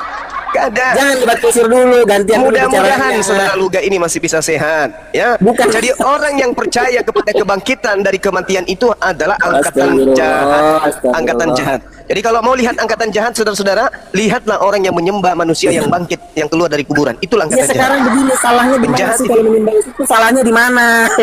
Salahnya jelas Matius 7. 22 nomor 22 sampai nomor 23. Itu salah tafsir Juma. Bagaimana mungkin salah tafsir? Orang yang memanggil Yesus Tuhan dianggap Yesus sebagai pembuat kejahatan. Itu valid. Sekarang saya tanya, ketika Yesus melempar orang ke neraka, apa pula Yesus melempar orang ke neraka? Ke dalam lautan api. Itu lagi-lagi Anda ingin menyamakan Yesus dengan yang maha tinggi. Itu Lucifer itu. Hanya ajaran Lucifer yang mengajarkan kemudian. Saudara Luga, coba Anda baca di dalam kitab yang Anda gunakan. Iya, sabar. Ya gantian. Di dalam kitab yang Anda gunakan. Ya. Di situ diterangkan dengan sangat jelas bahwasanya ini kenapa, Nes? Diterangkan di dalam kitab saudara bahwa iblis ya yang adalah Lucifer ini itu diusir ke atas muka bumi ini bersama dengan malaikat-malaikatnya. Dia bersama dengan malaikat iblis ini bersama-sama dengan rajanya diusir ke atas muka bumi. Dan salah satu tanda simbol iblis itu adalah mengajak manusia menyembah kepada sesamanya makhluk, di mana makhluk ini sendiri yang datang mengaku sebagai Yesus yang bangkit dari kematian, mengaku sebagai bintang timur. Sedangkan bintang timur ini di dalam tradisi Yahudi disebut Hailal bin Zakar. Dialah malaikat yang jatuh yang ingin menyamai Tuhan pencipta alam semesta yang maha tinggi. Nah sekarang saudara melantik Yesus, apapun Yesus, sedikit-sedikit Yesus, raja di atas raja, sedikit-sedikit Yesus. Berarti Anda ini adalah malaikat Lucifer yang ingin menggantikan posisi Elohim, posisi yang maha tinggi dengan anak manusia yang bukan apa-apa. Yesus tidak bisa berbuat apa-apa kok dilantik jadi Tuhan. Kenapa? Karena adanya pengaruh makhluk yang datang kepada Kristen mempengaruhi semua orang Kristen untuk mempertuhankan Lucifer. Itu fakta. Maka endingnya kemudian pada hari terakhir, di situ diterangkan kok, pada hari terakhir aku akan berterus terang kepada mereka, enyahlah daripadaku, kalian semua adalah pembuat kejahatan. Siapa mereka? Yang menganggap Yesus Tuhan, bahkan sampai pada level bermujizat. Mereka semua diusir. Siapa itu? Angkatan jahat, orang jahat, penjahat yang pro terhadap setan, yang pro terhadap Lucifer, yang pro terhadap Yesus palsu, yang datang ngaku-ngaku Yesus. Ingat Lukas 21 nomor 8. Waspadalah kepada penyesat yang datang kepadamu dengan memakai namaku dan mengatakan akulah dia. Jadi apabila ketika ada orang berkata ada Yesus di sini, ada Yesus di sana, jangan kau percaya, kata Yesus. Camkanlah, aku telah mengatakannya terlebih dahulu kepadamu. Apabila ada orang berkata bertemu Yesus di padang gurun, bertemu Yesus dalam bilik, jangan kau percaya, sebab kedatanganku yang kedua ditandai dengan apa? Dengan cahaya yang bersinar seperti kilat dari timur sampai ke barat. Itulah tanda kedatangan Yesus yang kedua. Oke, jangan terlalu panjang, nanti saya bingung pula mau jawab yang mana. Bagus. Kan saya bilang, ketika Yesus pada hari-hari terakhir, mereka banyak yang berseru, Tuhan, Tuhan, kami sudah membuat mujizat demi namamu, ya kan? Di hari-hari terakhir ini, pertanyaannya ini lagi acara apa? Kok jutaan orang pada teriak-teriak? Ini momennya lagi apa? Pertama, satu, sunatan massal. Kedua, ada penjualan ayam Bangkok. Ketiga, penghakiman. Kok jual ayam Bangkok? Pak Bambam, iya kan, makanya itu Bang Juma kan harus tahu ini momennya acara-acara apa. Satu, sunatan massal, dan kedua pembagian sembako, ketiga penghakiman terakhir. Ternyata ini adalah event terakbar dalam semesta, yaitu penghakiman terakhir. Pertanyaannya, kalau sudah penghakiman terakhir, siapa hakimnya? Ternyata yang jadi hakim di penghakiman agung, penghakiman terakhir, itu ternyata bukan Allah Subhanahu wa Ta'ala, ternyata Yesus yang jadi hakimnya. Nah, kalau di hari penghakiman terakhir, ini cuma dua, surga atau neraka. Nah, Tuhan, kami sudah membuat mujizat demi namamu, mengusir setan demi namamu. Yesus berkata, bukan setiap orang yang berseru-seru akan masuk surga, kata Yesus. Artinya, bukan setiap orang yang mengaku-ngaku Yesus Tuhan akan masuk surga, melainkan yang melakukan kehendak Bapakku. Lalu, kalau mengusir setan, 12 murid Yesus mengusir setan. Di Matius pasal 19, Yesus berkata, kamu sudah mengusir setan, kamu akan duduk di atas 12 tahta. Tuhan, apa kamu upah kami? Kami sudah mengikut engkau, kami sudah mengusir setan demi namamu. Kata Yesus, barang siapa yang percaya kepadaku dan meninggalkan keluarganya demi namaku, mereka akan mendapatkan upah 100 kali lipat maupun di bumi dan di surga. Jadi Bang Juma harus tahu kenapa mereka diusir. Mereka ini diusir karena bawa mujizat untuk nutupin dosa mereka. Mereka mungkin berzina, mereka mungkin bercabul, tapi mereka untuk nutupin dosanya, kan kami udah ngusir setan Tuhan, kami udah bikin mujizat, kami udah bernubuat. Tuhan bilang, Orang yang masuk surga itu yang melakukan kehendak Bapakku. Mereka tidak berzina, membunuh, tidak mencuri, dan juga bermujizat, ya itu masuk surga. Tapi kalau dia berzina, membunuh, mencuri, tapi dia bisa ngusir setan, itu nggak jadi jaminan. Ngusir setan nggak jadi jaminan. Makanya di Lukas pasal 10 ayat 20, Tuhan kami udah mengusir setan demi namamu, kata Yesus. Kamu jangan berbahagia, tetapi berbahagialah karena namamu terdaftar di surga. Jadi Bang Juma harus mengerti apa maksud dari ayat itu, jangan menafsirkan sembarangan. Terus yang kedua, poin yang kedua, kita ngomongin Tuhan, tapi yang nongol, yang bisa melakukan segalanya adalah Yesus. Membangkitkan orang mati, Yesus. Mencelikkan mata orang buta, Yesus. Mana Tuhannya? Kan Tuhan kan nggak pernah bikin apa-apa, cuma ngaku pencipta langit dan bumi. Baca Kisah Para Rasul 2 nomor 22. Gantian. Makanya saya bilang, Yesus itulah karena kenapa? Hanya Yesus yang bisa membangkit. Emang saya tanya, Bapak di surga pernah nggak bisa bangkitin orang mati? Mana? Baca Kisah Para Rasul 2 nomor 22, itu dalilnya. Tuhan membangkitkan orang mati dan seterusnya. Baca. Iya, Matius 12 ayat 28, Yesus berkata, "Aku membuat mujizat itu dengan kuasa Roh Tuhan." Lukas pasal 4. Baca Kisah Para Rasul 2 nomor 22. Saya baca ya, Kisah Rasul berapa? 2 nomor 22. Kisah Rasul 2. Habis itu saya ngomong, jangan, saya belum selesai masalahnya. Ya. Aduh, Kisah Rasul tulisannya si Paulus lagi diangkat-angkat. Kau udah ngefans sama Paulus apa gimana sih? Kisah Rasul. Bukannya Paulus diangkat-angkat lagi beribu orang. Tapi maklum lah, namanya juga orang lagi apa, domba yang sesat. Kisah Rasul 2 ayat 22. Kisah Rasul 22. Kisah Rasul 22. Tapi kita harus sabar nih nuntun domba-domba Tuhan nih biar masuk surga. Kisah Rasul 22 ayat 22 Cahayu. Kisah Rasul 22. Lo ngomongin jelas. Tiba-tiba turunlah dari langit. Lain dikasih, lain dibaca. Kisah Rasul 2 ayat 22. 22. Hai orang-orang Israel. Ayat lama nih. Dengarkanlah perkataan ini. Yesus dari Nazaret, seorang pelai yang ditentukan Allah dan dinyatakan kepadamu dengan mujizat-mujizat, tanda-tanda yang dilakukan oleh Allah. Yang dilakukan oleh Allah, betul? Yang dilakukan oleh siapa? Allah. Nah, begitu dong. Iya, tapi Allah ini kalau dia melakukan mujizat itu perantaraan yang namanya Roh Allah, Roh Kudus. Iya. Jadi gini, biar lu tahu gini. Bapak, Allah atau Bapak itu dia kerjanya itu menentukan, mengizinkan. Iya. Tetapi yang melakukan, kuasa yang membangkitkan itu bukan Allah. Dia cuma Allah itu Bapak. Allah Bapak di sini ya. Allah Bapak itu tugasnya memerintah, mengizinkan dan menentukan. Dia intelektual. Jadi tugasnya Allah Bapa itu intelektual, dia merancang. Tapi yang melakukan tindakan-tindakan kebangkitan itu bukan Bapa, itulah Roh Kudus. Jadi Bapa. Terus yang bawa ayam ini tadi, ayam bangkok, bagaimana dia nasibnya? Ya makanya kan saya bilang Yesus itu kan anak tunggal Bapa. Yang bawa ayam bangkok tadi bagaimana nasibnya? Ternyata Tuhan yang memberikan kemudian kuasa. Iya kan? Yesus itu kan menerima kuasa kan dari Roh Kudus. Iya, yang bawa ayam bangkok gimana nasibnya?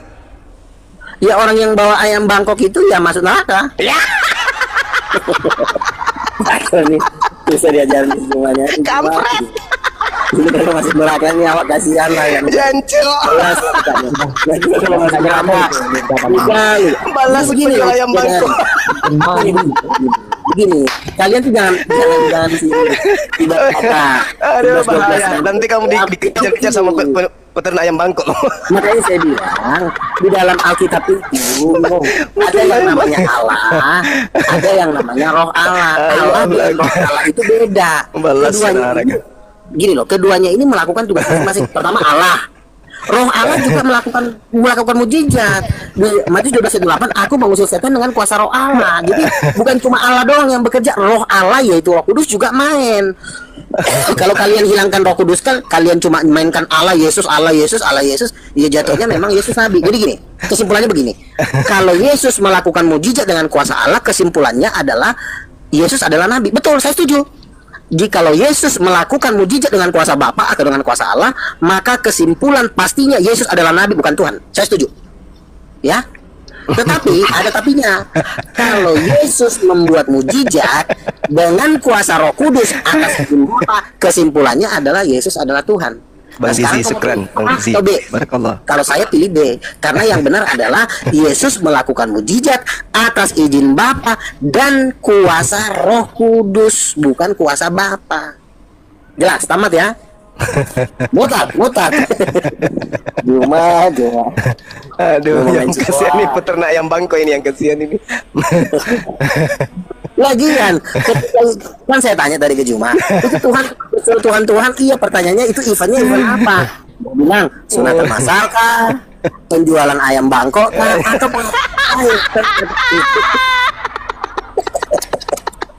Oh iya, ayam bangko disinggung lagi. Penjual ayam bangko lama-lama peternak ayam bangko naik semua ke sini loh.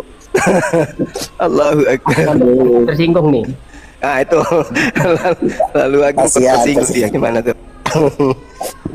Balas ya, Iya, kan? ayam bangko.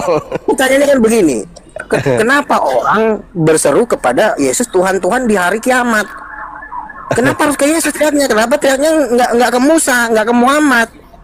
Ternyata bos yang duduk di singgasana adalah Yesus. Aduh. Orang kenapa teriaknya ke Yesus? Kenapa nggak teriaknya ke Allah?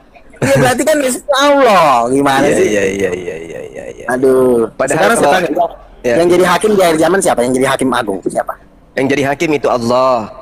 Nah itu udah kau baca tadi, teriaknya ke Yesus bukan ke Allah. Yesus kamu udah mengusir saya, berarti dialah hakimnya.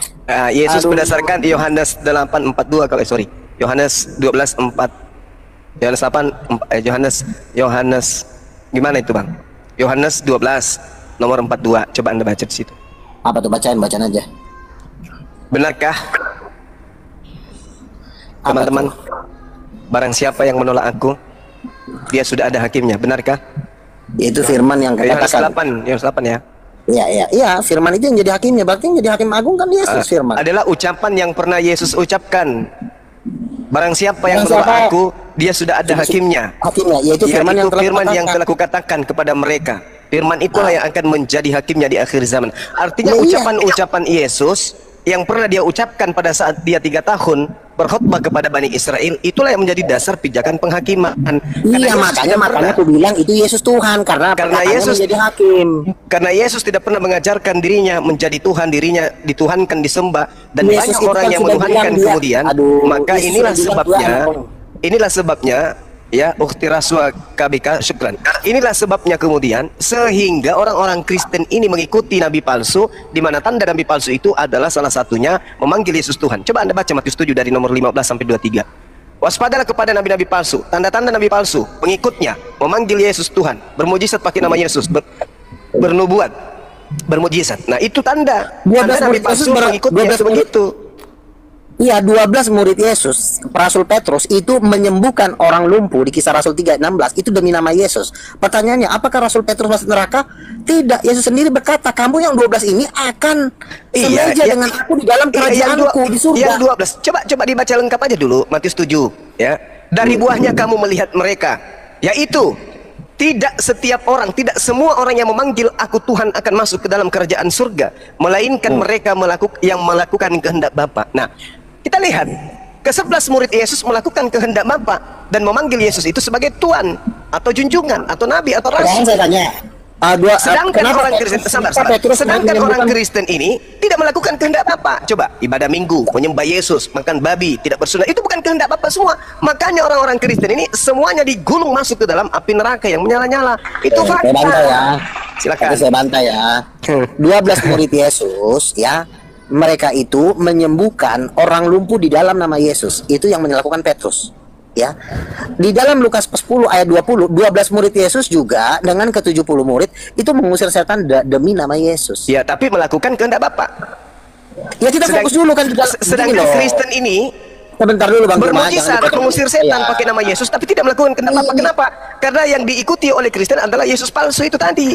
Begini dong, cuma gini. Begini ya, kalau ada kebohongan satupun di dalam ajaran kita, itu kita udah masuk neraka. Nggak perlu kudu harus mencuri, membunuh, masuk neraka. Kita berbohong tentang pengusiran setan dalam nama Yesus pun, walaupun melakukan segala yang baik, itu tetap masuk neraka. Makanya poinnya di pengusiran setan atas nama Yesus. Nah pertanyaannya, 12 murid Yesus itu mengusir setan demi nama Yesus. Dan lalu mereka apa? Mereka melakukan kehendak Bapa. Tapi kalau Iya. Kristen bermujizat juga pakai nama Yesus, tapi tidak melakukan kehendak Bapa. Pertanyaannya begini, mengusir setan dalam nama Yesus itu suatu kebenaran atau kebohongan? Itu dulu jawabnya. Mengusir Benar. setan pakai nama Yesus itu adalah tanda-tanda yang diberikan kemudian oleh Yesus kepada pengikutnya. Tapi Yesus mengatakan, tanda-tanda nabi palsu juga bisa bermujizat. Oke, Matius 24 nomor 24 bisa melakukan hal yang sama dengan Iya, pakai nama Yesus ya. dengan memanfaatkan nama Yesus. Oke. Yesus dia pakai, makanya dikatakan, bukankah kami bernubuat, bukankah kami bermujizat, bukankah kami mengusir setan pakai namamu? Apa kata Yesus? Nyala daripada aku. Kenapa demikian? Karena orang-orang Kristen tidak melakukan kehendak Bapa. Sekarang saya tanya Bang Luga, atas kehendak siapa Bang Luga ibadah hari Minggu? Sekarang enggak. Mengusir setan atas nama Yesus itu kehendak Bapa kan? Bapak memberikan mukjizat. Dengar dulu. Bapak memberikan mukjizat kepada Yesus dan juga kepada muridnya dan juga kepada pengikut nabi palsu. Dalam nama Mampu Yesus. mengusir setan. Matius Itu kehendak 24. Bapa bukan? Dalam nama Yesus itu kan ada dua kelompok Bang Luga. Ada pengikut Yesus, ada pengikut Yesus kan palsu. permasalahannya kan begini loh. Nah. Kami ini masalah nanti berzina membunuh itu kan urusan nanti. Sekarang kan kita ngomong apakah di dalam nama Yesus itu adalah perkataan kebenaran atau suatu kebohongan. Ada Apakah dua, Bang benar Luga. nama Yesus itu bisa mengusir setan? Itu pertanyaannya. Ada dua kelompok. Baca Matius 24. Iya, masalah nanti dua kelompok itu dibahas. Satu-satu dulu kita Pengikut bahas. setan juga bisa bermujizat pakai nama Yesus. Pengikut Tidak Yesus bisa. Matius 24 nomor 24 Bang Luga. Itu Iya, dalil. iya. Silakan Belum. Anda baca. Sekarang Silakan begini. baca. Tolong Anda jangan potong saya dulu. Kita ngomong dalam konteks 5 agama di Indonesia. Agama mana di Indonesia ini yang mengusir setan pakai nama Yesus? Itu cuma Kristen, orang Kristen. agama Kristen. Iya, makanya Kita saya akui. bilang Kita akui itu. tidak ada agama lain di luar Kristen, Kristen. yang mengusir setan atas Nah. nama agama Buddha. Coba Anda agama baca Hindu, Matius 24 nomor agama 24. Konghucu. Baca tuh dulu. Baca Nggak dulu. usah Matius baca, kita lihat aja di nyata kehidupan sehari-hari. Apakah ada orang Hindu mengusir setan dalam nama Yesus? Itu nggak ada. Kenapa saudara tidak mau membaca Matius 24 nomor 24? Kenapa? Silakan Anda baca. Nah, pengikut nabi palsu dan juga Yesus palsu itu mampu melakukan mukjizat. Nah, selesai kan?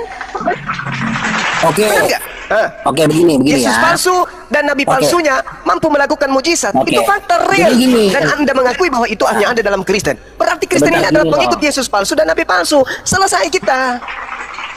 Iya, tapi jangan Anda mendominasi omongan, ngomongin gantian. Jadi biar saya juga bisa menjelaskannya. Jadi begini. 12 murid Yesus itu mengusir setan pakai nama Yesus. Betul. Ya. Nah, mereka dapat 12 tahta di singgasana di surga. Makanya Yesus berkata dalam Lukas 20 ayat 22, kamu akan minum dan makan semeja dengan aku dalam kerajaanku. Ya, itu dan kamu tertulis, akan duduk betul. di atas 12, sebentar dulu.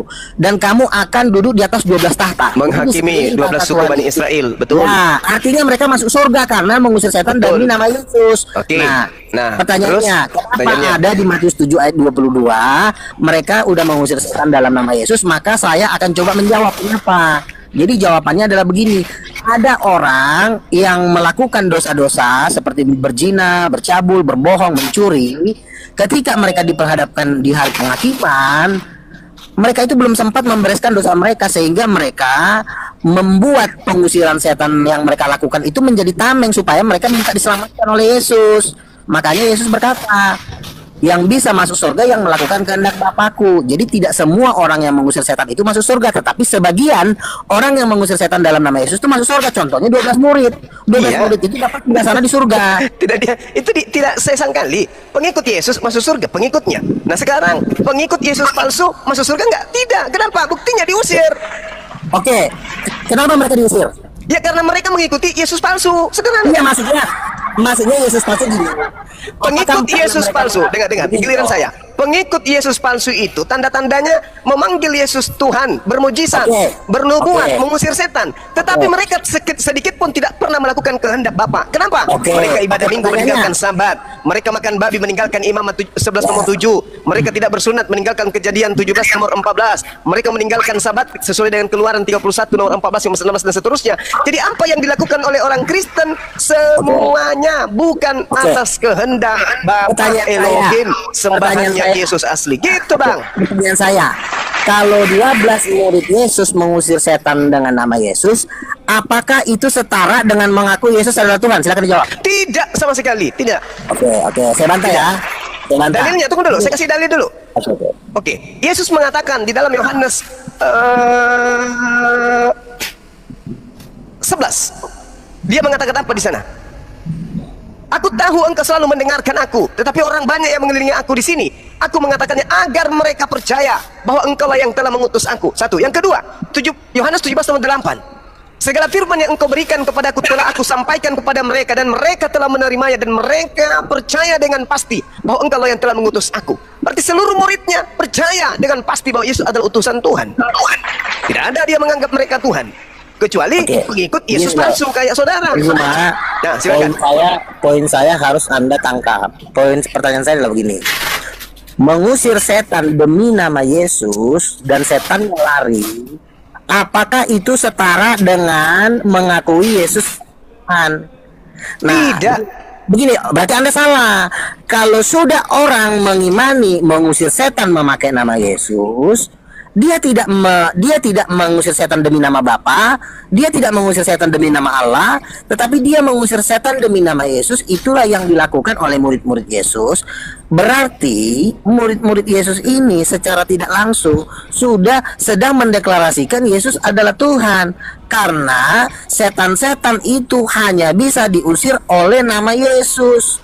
Jadi kalau Juma tidak mengerti matematikanya, itu sama seperti misalnya gini, 100 sama dengan 50 tambah 50, 50 tambah 50 sama dengan 100. Itu cuma dibalik-balik aja, Bang Juma. Jadi Yesus itu Tuhan. Tuhan itu kan artinya penguasa. Nah, kalau nama Yesus berkuasa mengusir setan, berarti sama dengan Yesus Tuhan. Matematikanya segampang itu. Aduh, masa gitu aja nggak ngerti sih? Saudara lu gak dengarkan, gantian. Penguasa. Gantian, Tuhan, saya lagi. Gantian, gantian. Sedikit lagi. Tuhan itu kan artinya penguasa yang bisa berkuasa. Berkuasa atas apa? Tuhan itu artinya yang bisa berkuasa atas setan-setan. Karena kita tidak perlu berkuasa atas manusia. Yang musuh kita yang terbesar itu setan. Jadi penguasa tertinggi adalah orang yang berkuasa atas setan-setan. Siapa yang bisa berkuasa atas setan-setan adalah nama Yesus bisa mengusir setan. Artinya Yesus itu Tuhan. Aduh, gitu aja gue ngerti sih. Oke, gantian ya. Gini, Bang Luga. Silakan dibantah. Oke, Yesusnya yang harus menjadi acuan, bukan doktrin, bukan dogma. Yohanes 12, Yesus berkata, sebab aku berkata-kata bukan dari diriku sendiri, tetapi Bapa yang mengutus aku. Dialah yang memerintahkan aku untuk mengatakan apa yang harus kukatakan dan aku sampaikan. Dan aku tahu bahwa perintahnya itu adalah hidup yang kekal. Jadi apa yang aku katakan, aku menyampaikannya sebagaimana yang difirmankan oleh Bapa kepadaku. Kemudian dalam Yohanes 17:8, segala perkataan yang berasal dari Tuhan, Yesus telah sampaikan kepada seluruh muridnya. Sebab segala firman yang engkau sampaikan kepadaku telah kusampaikan kepada mereka, dan mereka menerimanya. Mereka tahu benar-benar bahwa aku datang daripadamu, dan mereka percaya bahwa engkau yang telah mengutus aku. Yohanes 14:31. Tetapi supaya orang Indonesia tahu bahwa aku mengasihi Bapa, dan bahwa aku melakukan segala sesuatu seperti yang diperintahkan Bapa kepadaku, barulah mari kita pergi dari sini. Yohanes 11 nomor 42 dikatakan dengan sangat jelas di sana, aku tahu bahwa engkau selalu mendengarkan aku, tetapi oleh karena orang banyak yang berdiri di sini mengelilingi aku mengatakannya agar supaya mereka percaya bahwa engkau yang telah mengutus aku. Yesus mau dipercayai sebagai utusan. Segala firman telah disampaikan, dan aspek semua firman itu intinya adalah Yesus itu adalah Rasulullah. Yesus itu adalah utusan Allah. Sedangkan orang-orang yang percaya kepada pemberitaan Yesus bahwa dia adalah utusan Tuhan dengan segenap hatinya, dan kemudian Yesus memberikan izin kepada mereka melakukan mujizat, itu bisa terjadi, mereka bisa mengusir setan. Tetapi kelompok yang kedua ada juga yang bisa melakukan itu, bermujizat, bernubuat, mengusir setan, bla bla bla bla. Ada juga yang bisa melakukan itu, tetapi mereka tidak melakukan kehendak Bapa. Contohnya, apakah kehendak Bapa ibadah minggu? Bukan. Apakah kehendak Bapa makan babi? Tidak. Apakah kehendak Bapa percaya kepada pastor pendeta? Bukan. Apakah kehendak Bapa agar tidak bersunat? Bukan juga. Tetapi Kristen mampu bermujizat, mengusir setan. Kenapa? Karena dia dibawa pengaruh Lucifer. Itu fakta. Itu fakta. Lucifer ingin menyamai Tuhan. Lucifer ingin menyamai yang maha kuasa. Sehingga nabi-nabinya, pengikutnya, rasulnya, malaikat-malaikatnya yang tersebar di gereja-gereja mampu melakukan mukjizat-mukjizat. Maka endingnya apa? Enyahlah daripadaku. Kalian semua adalah pembuat kejahatan. Itu fakta, itu real, itu kenyataan yang harus dilihat dan disaksikan oleh orang Kristen berdasarkan Bible itu sendiri. Jangan jauh-jauh ke Al-Quran, jangan. Lihat aja Bible. Dua Yesus yang bertentangan, antara Yesus yang datang kepada Bani Israel dan Yesus yang datang kepada Bani Romawi. Itu adalah dua sosok yang sangat berbeda, yang hanya bisa dibedakan jika manusia menggunakan akal sehat. Tapi kalau menggunakan doktrin dan dogma, mereka akan terjerat dengan tipu daya bahwa mereka tidak meyakini bahwa Yesus yang mereka sembah itu sebenarnya adalah Lucifer atau sang bintang timur. Begitu cara belajarnya Bang Luga. Oke, silakan. Jadi begini, ucapan Paulus ini memang luar biasa ya. Dalam Filipi 2:10 dikatakan bahwa Allah Bapa mengaruniakan kepada Yesus itu nama di atas segala nama. Ini Bang Juma walaupun nggak percaya ke Paulus, tapi ini sangat mahal ini. Coba dicatat. Allah sangat meninggikan dia. Coba saya bacakan ya. Wah, ini gue dapat hikmat baru nih, luar biasa. Ya, Filipi 2:10. Ia telah merendahkan dirinya dan taat sampai mati. Oleh sebab itulah Allah mengaruniakan kepada nomor 8 itu Bang Luga, bukan nomor 10. Iya, Filipi 2 nomor 8. Ya. 10 saya bacakan biar ngeri nih ya. Nih. Filipi 2:10. Dan dalam keadaannya sebagai manusia, ayat 8, ia telah merendahkan dirinya dan sampai mati, bahkan sampai mati di kayu salib. Itulah sebabnya Allah, yaitu Bapa ya, sangat meninggikan dia dan mengaruniakan kepadanya nama di atas segala nama, supaya di dalam nama Yesus bertekuk lutut segala yang ada di langit dan yang di bumi, dan segala lidah mengaku Yesus Kristus adalah Tuhan bagi kemuliaan Allah. Tengoklah. Saya kan baru baca, belum menjelaskan. Lihatlah kerjaan Paulus. Tadi kan Bang Juma kan mengatakan Yesus tidak dapat berbuat apa-apa dari dirinya sendiri. Betul. Yesus juga diutus oleh Bapa, betul. Yesus juga bergantung kepada Bapa, betul. Setuju saya. Tetapi karena Yesus sebagai anak, Yesus berkata di dalam Yohanes pasal 5, Bapa mengasihi anak, oleh sebab itu ia telah menyerahkan segala sesuatu kepada anak. Di dalam Matius 12 ayat 28, apa yang diserahkan oleh Bapa kepada anak? Segala kuasa di surga dan segala kuasa yang di bumi itu sudah diberikan kepada Yesus di dalam bentuk nama yang dahsyat dan luar biasa. Oleh sebab itu, di dalam nama Yesus itu setan-setan penyesat bapa segala dusta itu lari. Di dalam nama Yesus juga terjadi kesembuhan, terjadi kebangkitan dari kematian di dalam nama Yesus. Nah, pertanyaannya, apakah Bang Juma pernah mengamalkan bahwa di dalam nama Yesus setan-setan diusir? Bang Juma pernah nggak kalau ada setan, Bang Juma mengusirnya dalam nama Yesus? Pernah nggak? Coba. Saudara Luga, hanya ada dua kelompok yang mengusir setan itu pakai nama Yesus. Kelompok Yesus asli dan kelompok Yesus palsu. Pertanyaannya, setannya lari nggak? Saya enggak, karena saya bukan pengikut Lucifer dan saya juga bukan Bani Israel. Kan hanya ada dua, pengikut Lucifer dan pengikut Yesus asli. Dengarkan saya dulu, ini giliran saya. Ketika yang kemudian sudah lihat. Oke. Lihat cara kerja iblis. Di dalam Yesaya 46 nomor 5. Kepada siapakah kamu hendak menyamakan aku, hendak membandingkan dan hendak mengumpamakan aku sehingga kami sama? Ini Tuhan yang menyatakan itu. Yesaya 45 nomor 6 dijawab sendiri oleh Tuhan. Supaya orang tahu dari terbitnya matahari sampai terbenamnya matahari bahwa tidak ada yang lain di luar aku. Akulah Tuhan, tidak ada yang lain. Berarti ini adalah Tuhan satu-satunya yang esa. Tapi coba lihat cara main iblis. Di dalam 1 Timotius 2 nomor 5, apa kata Paulus? Melalui bisikan Yesus yang datang kepadanya, Yesus yang Lucifer. Karena Tuhan itu esa, Elohim itu esa, Bapa itu esa, dan esa pula Yesus yang menjadi pengantara antara Tuhan dan manusia, yaitu manusia Yesus Kristus. Tunggu dulu. Di sini Paulus sedang mengajarkan ada dua hakikat yang esa di atas muka bumi ini. Yang pertama adalah Bapa sang esa, Yesus juga sang esa. Berarti Paulus melalui ajaran dan bisikan makhluk yang datang mengaku Yesus kepadanya, membisikkan pesan, wahai Paulus, ajarkan kepada orang-orang Kristen agar mereka mengakui bahwa Yesus aku ini juga esa, sama seperti Bapa juga esa. Ini ada dua entitas, ada dua pribadi, ada dua hakikat yang berdiri sendiri, masing-masing memiliki keesaan satu sama lain. Berarti Kristen melalui Paulus Paulus melalui Kristen, iblis melalui Paulus dan Kristen mencoba untuk mendogma manusia, mendoktrin manusia bahwa selain Tuhan pencipta alam semesta yang esa, ada juga satu oknum yang esa, yaitu Yesus yang mengaku sang bintang timur. Inilah Lucifer yang sangat mengerikan. Ingat Matius 24 nomor 24, sebab Yesus palsu dan nabi palsu akan datang dan akan menyesatkan banyak orang. Oke. Nah, silakan. Kan tadi saya sudah bilang, sudah ngomong kepada Bang Juma, kepadaku sudah diberikan segala kuasa di bumi. Muncul. Lalu Bang Juma kan ini kan berdoa kepada Bapa. Lu apa ngomong ini? Juma, lu Muncul. manusia tolol apa bukan? Pak Allah, kan segala kuasa di surga dan di bumi itu sudah gua berikan kepada anak gua Yesus. Lu ngapain ke sini? Kata Bapak, saya kan Bapak atau Allah, saya kan ingin doanya dijawab. Saya ingin membeli lahan di Makassar. Saya ingin mendirikan Kajila Kajila seperti misalnya gitu kan. Loh, kan gue udah bilang sama muncung kau Juma, kuasanya sudah diberikan kepada Yesus. Lalu kasih waktu lah begitu kan. Ya Allah Tuhan pencipta semesta alam, tolonglah saya ya Allah menghadapi Yesus ini.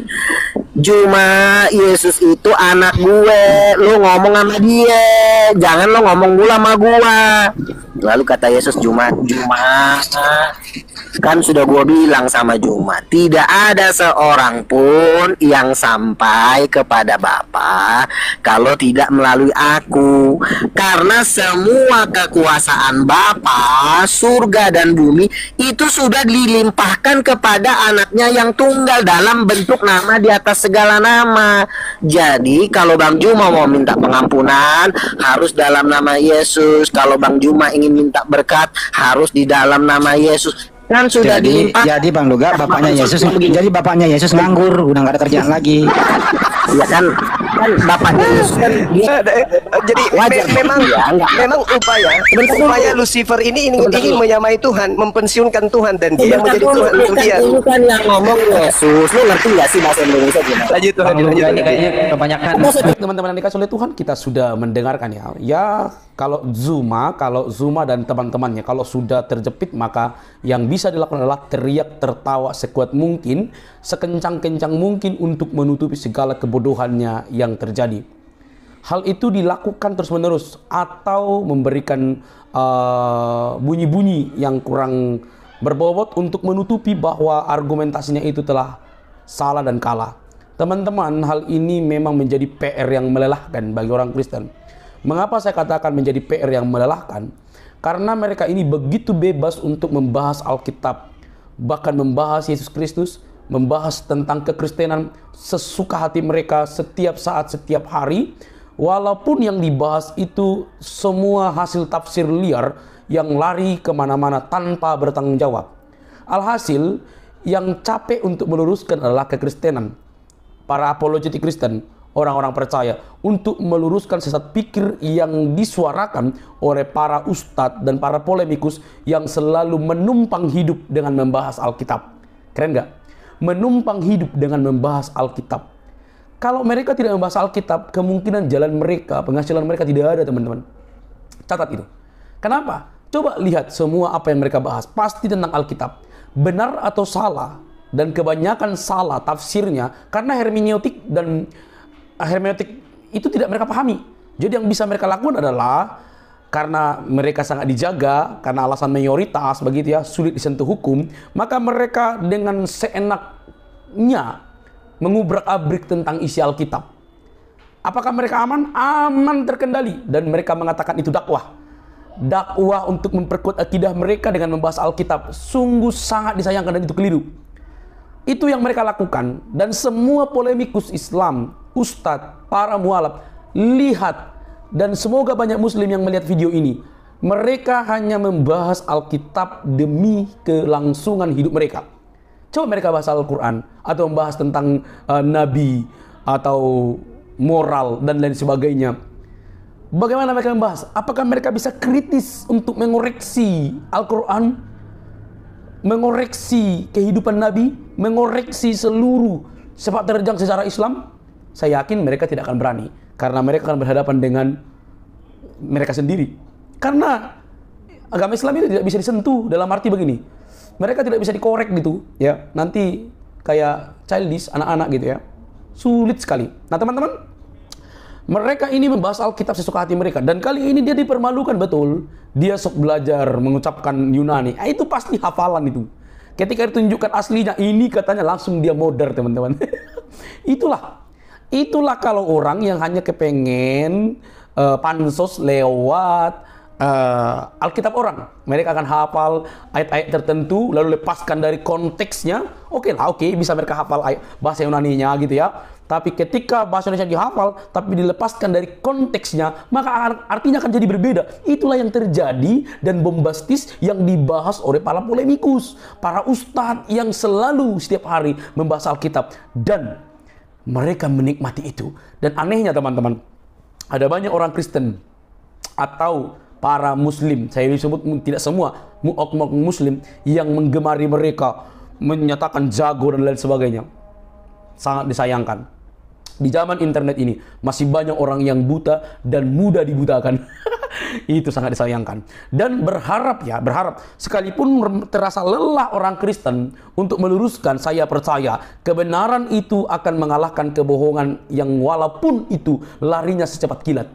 Pasti dikalahkan karena kebenaran itu memerdekakan dan mengalahkan kegelapan. Dan apa yang disampaikan oleh Ustaz Juma itu sebuah kegelapan. Kegelapan yang membutakan banyak orang dan mencoba membengkokkan kebenaran. Tetapi kebenaran itu akan tetap berdiri dengan baik. Kebenaran itu sendiri. Tetapi orang percaya diberi hak oleh Kristus untuk meluruskan mereka yang selalu menyalahpahami tentang kekristenan. Teman-teman, Injil itu menyelamatkan manusia dari dosa. Sekalipun banyak yang ingin menyimpangkan, banyak ingin membengkokkan, seperti Ustaz Zumar dan kawan-kawan, mereka tidak akan mungkin berhasil.